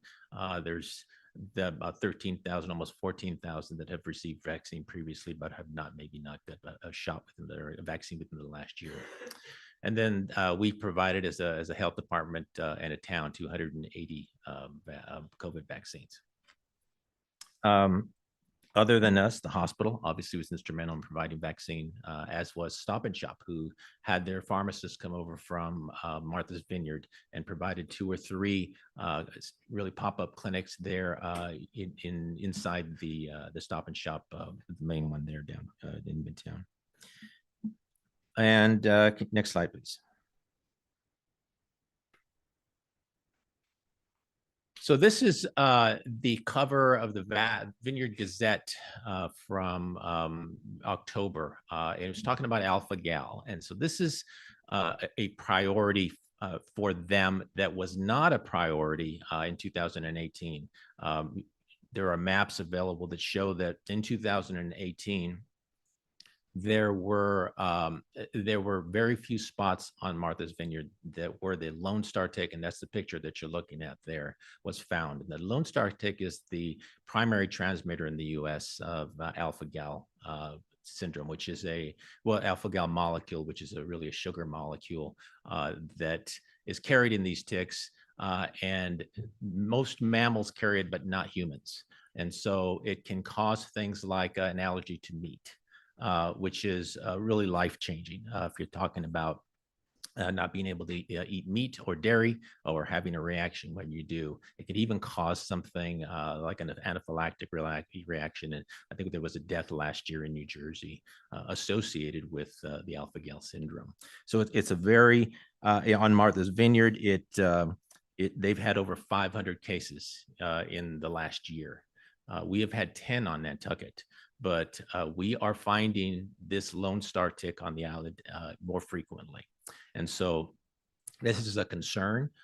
We are working with the team on Martha's Vineyard. They have a tick biologist there, as well as an epidemiologist that is focused on tick-borne disease and thinking about and working through strategies to help us inform the public, look at areas that are infected, working with, of course, those that have been doing this on the island for many years, Tim Lepre and Sam Telford, to try and get the best available science and education available to those. But we want to have this here to raise the awareness that this could become a big problem for us. It's something that I am very concerned about and have been since I got here.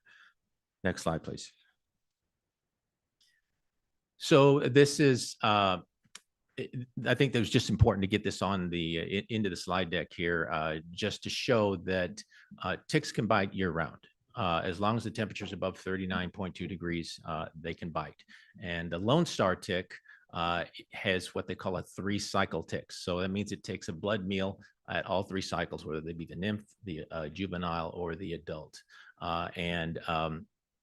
Typically the juvenile and the nymph will bite smaller mammals and the adults will bite humans, but that can change and they can bite. Each of these cycles can represent a risk to humans on the island. Next slide, please.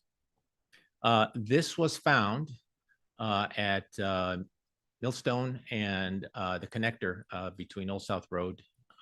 So it is the connector between Millstone and Old South Road, and it's a very commonly trafficked area. You can clearly see it's a known star, and anecdotally anyway, we got lots of pictures to show that that we're finding them in places that we haven't seen before. They used to be out primarily towards Nantucket, and now we're seeing them in other areas of the island. So big concern for us, and something that we are prioritizing and want to do what we can to not only raise awareness, but provide the appropriate education. How did they get here?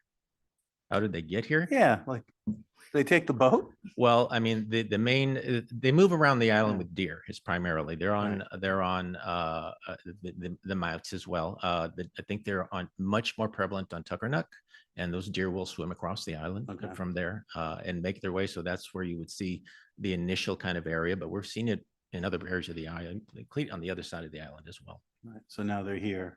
They're here and they're spreading. And as I alluded to earlier, in the 2018 Martha's Vineyard map, which is available online, you'll see it in just a couple of spots. And then as the years go forward to this year, you're seeing these big, the majority of the island now covered with areas that have found it, and with 500 cases. And they had one allergist, which is the primary physician that will treat someone with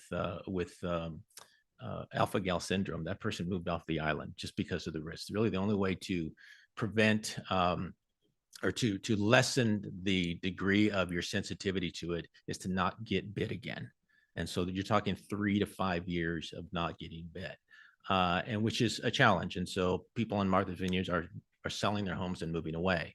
You know, they're anecdotally, they're hotel owners or inn owners are saying that they've had cancellations, a number of cancellations because of the risk. So it's a much bigger concern on Martha's Vineyard, but we don't want to get it to that point. And next slide, please. I think it's John Hedden here. Good evening, John Hedden, Chief Environmental Health Officer with Health and Human Services for the town of Nantucket. I will present the next few slides, or speak to the next few slides, if I can figure out this microphone. So this slide obviously shows the number of permits issued for food establishments, septic systems, wells, and related categories. Overall, the number of permits has been consistent with the past 5 years. These permits require significant effort from staff, from our public health coordinator, entering in all the data and scheduling inspections, to inspectors reviewing applications and conducting inspections. For example, a single restaurant inspection can take anywhere from 2 to 3 hours, with each food establishment inspected at least twice per year, and more often there's typically a few follow-ups throughout the season. So it's generally more than those 2 inspections per year. And I was happy to report that this year there's no foodborne outbreaks involving 2 or more cases on Nantucket last summer, which I think really reflects our inspectors' diligence and strong collaboration with restaurant leadership. Next slide, please. This outlines our enforcement actions by category.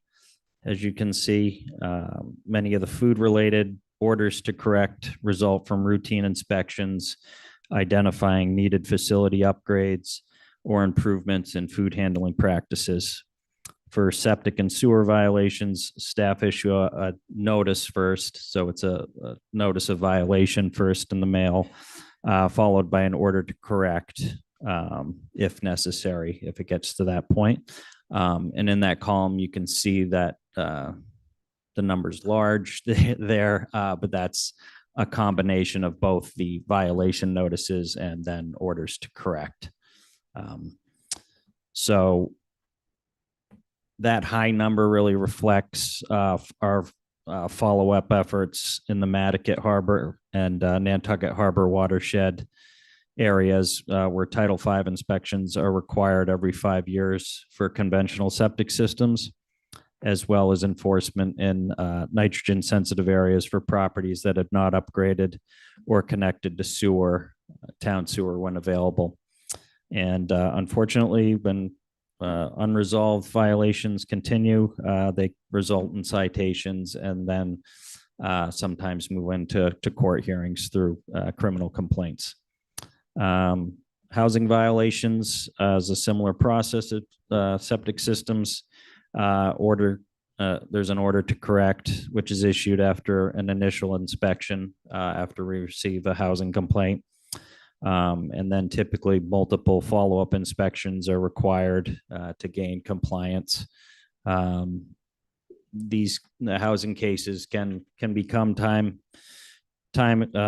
intensive due to multiple follow-ups and all the required documentation that goes along with an inspection, and all the housing inspections and orders to correct on that slide ultimately were all corrected. So and my last comment on that is the short-term rentals, the 6 there, which were primarily all related to trash complaints. And what we often experience is it's like the moving out day, or I'm sorry, I forget, transfer day, or however you, turnover day. Thank you. And the folks put the trash out at the end of the driveway or such, and the trash hauling company hasn't come to pick up the trash yet. So typically that's resolved by the time we even are able to get to the house and say, oh, trash company came. So next slide, please. And this goes into the Board of Health regulations. With the Board of Health is considering updates to their Hummock Pond and Wellhead Protection District regulations, which exist now. This began in November of 2025. The Board of Health opened a public hearing to consider updates for these regulations. The proposed changes are intended to address the growing number of variance requests to increase allowable effluent flow through innovative alternative or IA septic systems. Under current regulations, IA systems allow for up to 6 bedrooms per acre compared to 4 bedrooms per acre on a conventional septic system. And this has led to ongoing requests for additional capacity. The board is evaluating whether regulatory adjustments are needed to better manage nitrogen loading, protecting groundwater quality, and ensure consistency in how wastewater flows are calculated and approved. As part of this effort, the board is also working to align these regulations with those already in place for Nantucket Harbor and Nantucket Harbor watersheds, promoting a more uniform regulatory framework across all the watershed districts and nitrogen sensitive areas. The public hearings to this date remain open for additional input from the Housing Department, Planning Board, and Select Board at an upcoming meeting. So happy to answer any questions, or we can.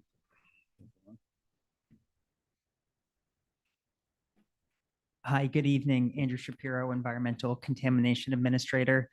I'll start off with short-term rental data, then move on to PFAS. So for short-term rentals, every year, short-term rentals are required to register through our health department. To date for this year, we have 1,426 registrations, which is a more accurate measure than the state registry, which accounts for all registrations no matter the year, which means that many of the rentals on that state registry are out of date. Last year, we had approximately 1,350 registrations. So we are already ahead of this number in 2026. And this is the result of having a dedicated short-term rental community liaison that joined our department in September 2025. When an operator applies, they provide us with data required in the regulations, and our short-term rental community liaison assesses eligibility. And this helps us prohibit STRs owned by corporations. Additionally, operators need to report the number of days that they rented each quarter. And we use web scraping data science techniques to track down unregistered short-term rentals. And we regularly communicate with local realtors to alert them to unregistered STRs that are advertised on their sites. Next slide, please. Now moving on to PFAS.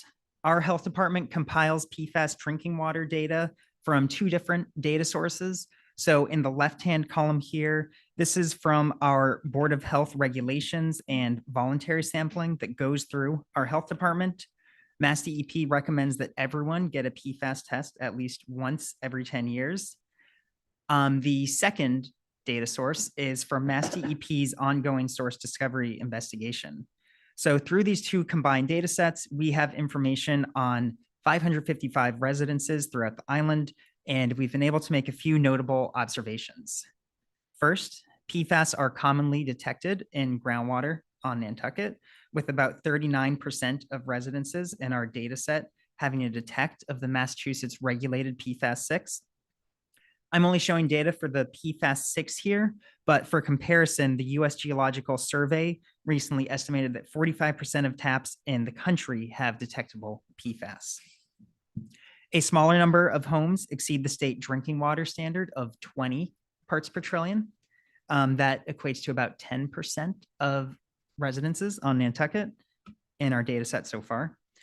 And in our data set, 15 homes have exceeded the state's imminent hazard threshold of 90 parts per trillion. This is just for our data set. That does not include the data that is part of the airport disposal site. Next slide, please. This is the last slide for me. We recently debuted this map to show where PFAS have been detected on the island. So I'll help you get oriented on this map. First, red shows the imminent hazards in our data set. These are detects above 90 parts per trillion in drinking water. So you can see these on Tom's Way, Oak Hollow, Hummock Pond Road area, and more recently on Fulling Mill. Orange shows exceedances of the state drinking water standard of 20 parts per trillion. And yellow shows detects for the PFAS 6, which can still be concerning. Green shows non-detects for the PFAS 6. Lastly, the purple border here shows the boundary of the airport disposal site. One pattern we see is that PFAS can be found at high concentrations and not too far away at low concentrations, even at non-detect levels. This really highlights the importance of getting your well tested in accordance with Mass DEP's recommendations. We often say that the best information about your well is your own test and not your neighbor's test. And I'll pass it over to Jericho. Go to the next slide, please. Hello, I'm Deputy Director Jericho Mealy. I'll speak briefly about the Human Services Grant Program and our ongoing needs assessment.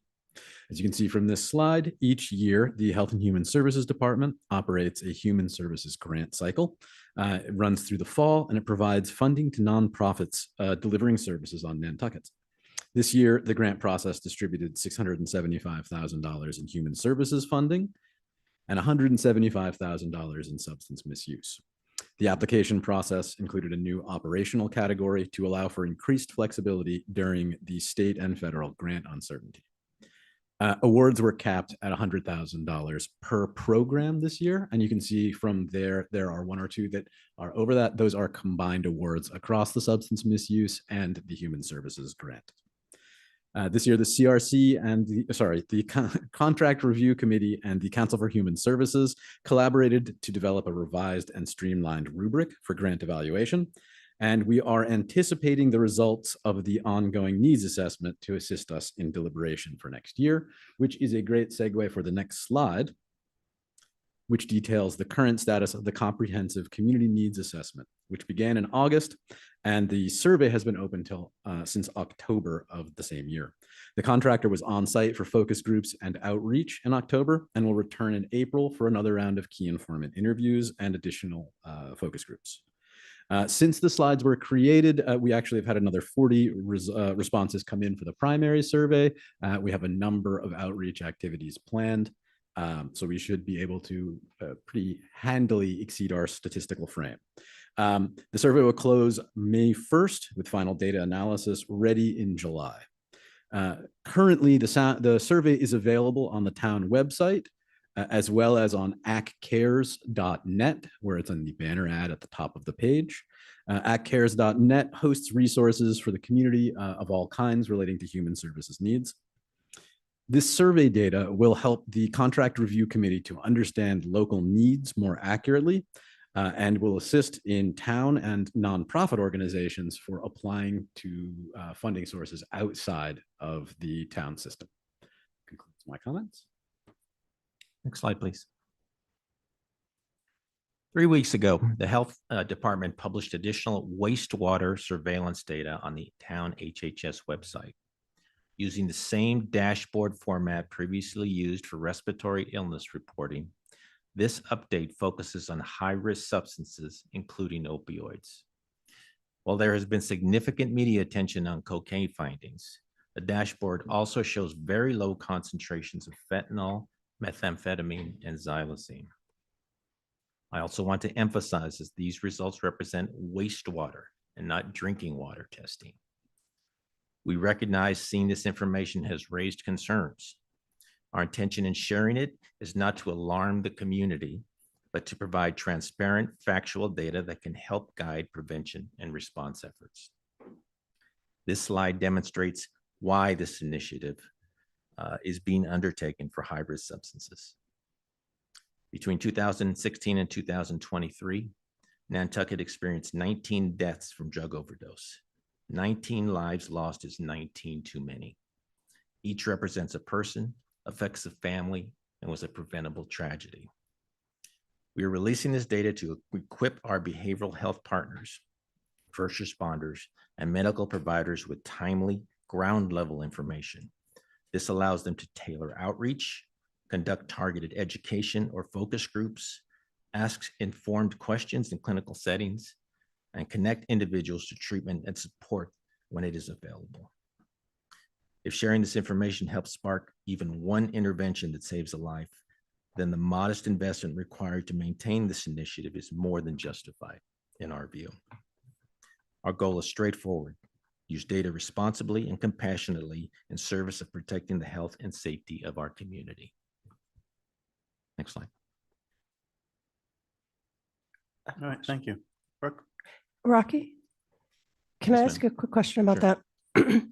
So when we looked at obviously I get a news feed every morning and the cocaine results are like the whole thing, right? A news feed for Nantucket. When was the sampling done in the season? And how do the results reflect the difference in the population at the time of the sampling, summer versus year round?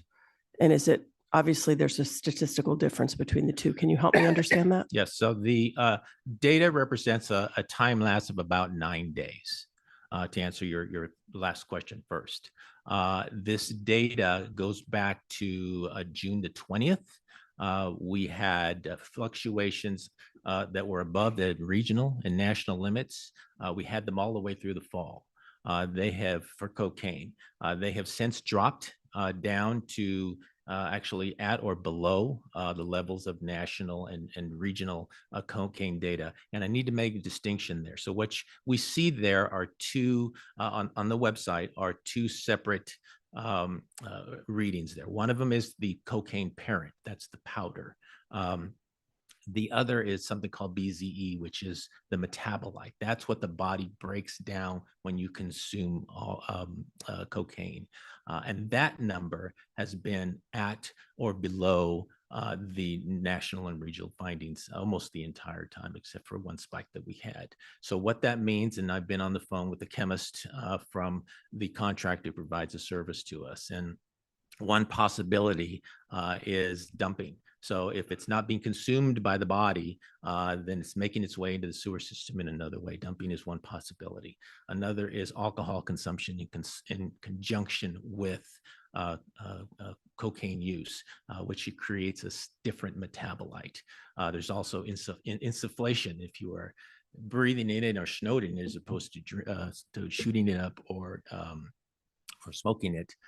You're going to have a higher absorption rate for those second, as opposed to the powder. So there's a number of potential possibilities as to why that's occurring. But I think the take-home point is that if you're considering just what is being broken down as a metabolite, our numbers have not been outside the regional or national differences, but they're still there and they're still high. The data is what it is. It's just what's being picked up, I think, is what the parent or the cocaine powder is. But you said earlier we're lower on other drugs, opioids and things like that. Almost everything else. And the good thing is, you know, we have one physician on island who provides MAT treatment, which is medication assisted treatment. And so he also happens to be my supervising physician. So Tim Lepre sees this data regularly, and almost to everything else that we look at. And there's a slide there. I don't know if you can go back to the slides, Erica, and forward it. That will show what we're testing, but you will see. You have to go to the last slide. Sorry. Yeah, I saw it. Yeah. But it is there's testing a number of things there, and all of them have been low. Some of them almost non-existent. Which fentanyl, which is a issue all over the country, as is xylazine, which is also called tranq, is almost non-existent here on the island. Anything else? I'll just say the important thing here is this is data that proves that there's drug use on Nantucket, which proves that we need intervention, education, and treatment. Yes, ma'am. Anyone else? A couple questions. Okay. For Jericho, if your needs assessment, do I recall that the hospital was doing something similar? I mean, we're not doing two things, are we? So the joy of surveys is that everyone wants to do one, and they all have slightly different data that they're collecting. The hospital is doing a comprehensive health needs assessment, which is focused primarily on specific requirements for primary and secondary care or referrals. The human services community needs assessment, it doesn't help that they all start with C. The community needs assessment is a different set of questions. The data is collected in a different area, and it is more specifically aimed towards the kinds of questions and information that's necessary for human services grant writing and for human services priority setting. So, for example, it will correlate things like media or respondent income to which particular needs are highest. It'll also, allow us to correlate across age and a couple of other categories, so we can get a closer to a heat map of which needs are most represented by which portions of the community. So it's a broader and more multifactorial data collection. It doesn't focus quite as specifically on health as the hospital does. Well, that's good. So it's not duplication. No. Great. So the two combined will be very helpful. That's actually something that we're really interested to see is if that there are any patterns or signals that emerge from looking at those two different data sets that let us maybe hopefully make some sort of causal or intervention recommendations as a result. And one more question, if you don't mind. This may be difficult to answer. What kind of fee, when you give out a grant, how do you judge that it was actually used properly, or that $200,000 actually made a difference? I mean, it's probably very subjective, but it'd be nice to know that that money is actually helping and not just Absolutely. making us feel good that we're giving it, but actually helping. So there are a couple of ways to look at expenses on the grant level that allow you to see if you've made an impact or not. Because of the small numbers of people on Nantucket, it's almost impossible to do a proper rigorous statistical analysis of Right. any of these things. But because of the same small population size, the knock-on effects of individual problems have a larger, the network, the human networks are much tighter on smaller communities like this. So small events have larger impacts. So you can use a combination of anecdotal interactions, which will let you literally see this person didn't have this problem, or this issue that was repeatedly announced is no longer as large of one. Ideally, we'd be doing these needs assessments on an ongoing basis, and then we would be using a sort of time slices based on those needs assessment.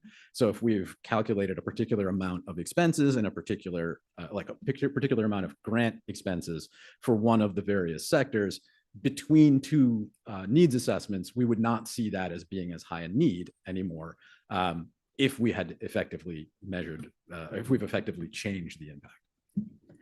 But maybe to answer your question more directly, I used to be on contract review committee. The grant recipients have to produce reports, impact reports.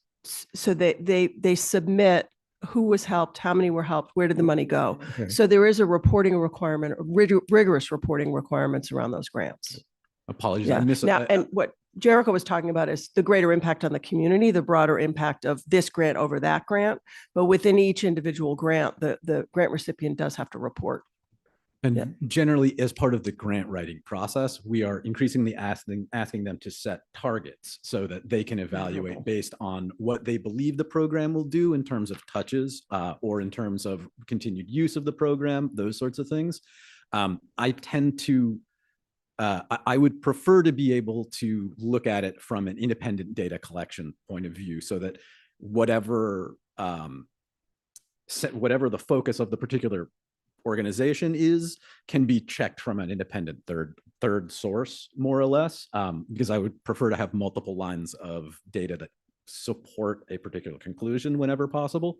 But we do have pretty rigorous reporting structures.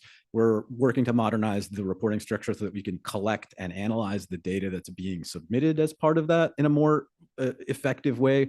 And that we can be kind of collecting and sharing all of the reporting data, because the reporting data tells a story that would be useful to multiple agencies as well.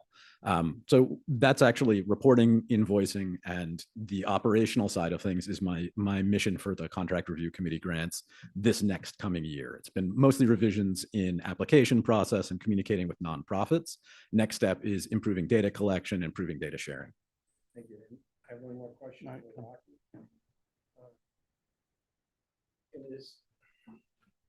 In this age where there's a lot of controversy about vaccines in general, how do we compare with our, say, childhood vaccination rate compared to the, say, the state and the nation? Our childhood vaccination rate is actually really good. One thing that we looked at pretty closely was measles because of the outbreaks that have been reported around the country. You know, over 2,000 cases already in 2026, only 2 in Massachusetts, none here, thankfully. But when that began, I guess about a year or so ago, we started seeing more cases. We looked with the school at the vaccine coverage, and it was around 95% on average, a little higher in one of the schools. I don't remember which one, spread out between the 3 there. So from that perspective, at least the childhood vaccination for that particular vaccine MMR, we have very good coverage. We got a small grant last year to buy some private vaccine to provide it for those school-aged children who maybe need a catch-up vaccine, and were provided there at the health department.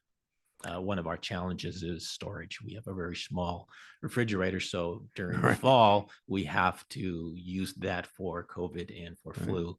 But we have opened up some space now because we've used almost all our vaccines. So we're compared to the rest of the state, I remember about 10 years ago, when we looked at this, we actually were like a half a point or a point higher than the state rate.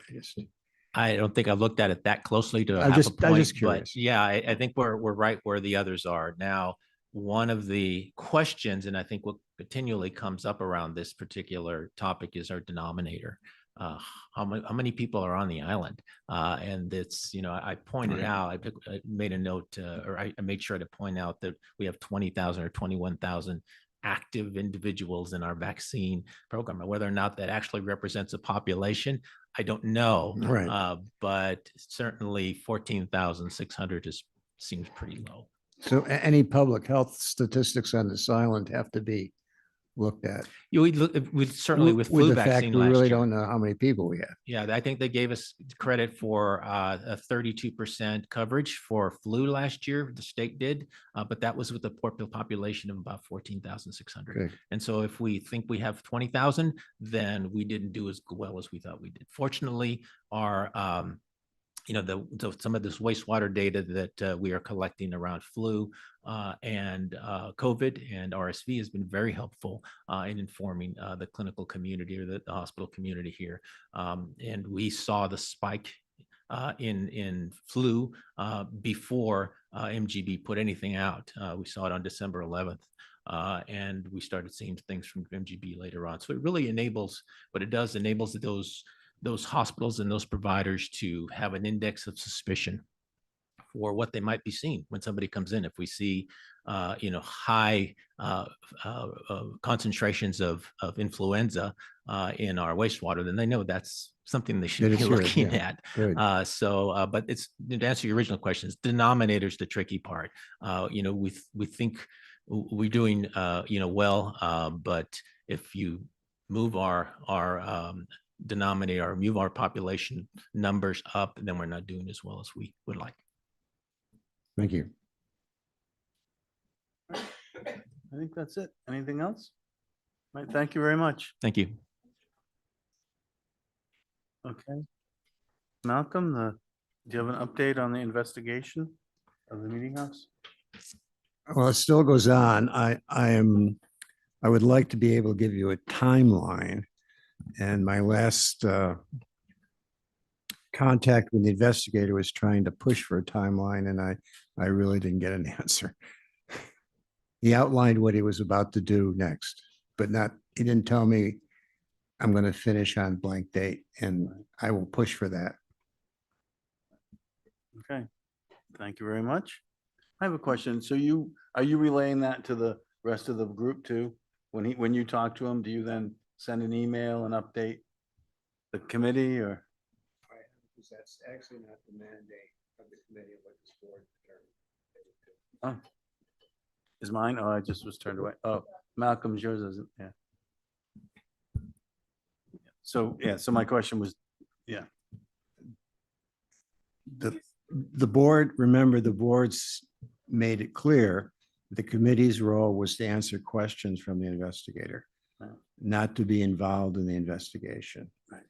And I don't really know what he's doing, right, because I'm being very careful not to influence him. right. All I do is every now and then I say, are there any problems? Do you need anything else? Is there anything I can do for you? And that's the nature of my conversations with Right. him. And I think that's entirely appropriate. Yes, I was because just asking whether it's very important that he be considered independent and not influenced by anybody that lives on this island.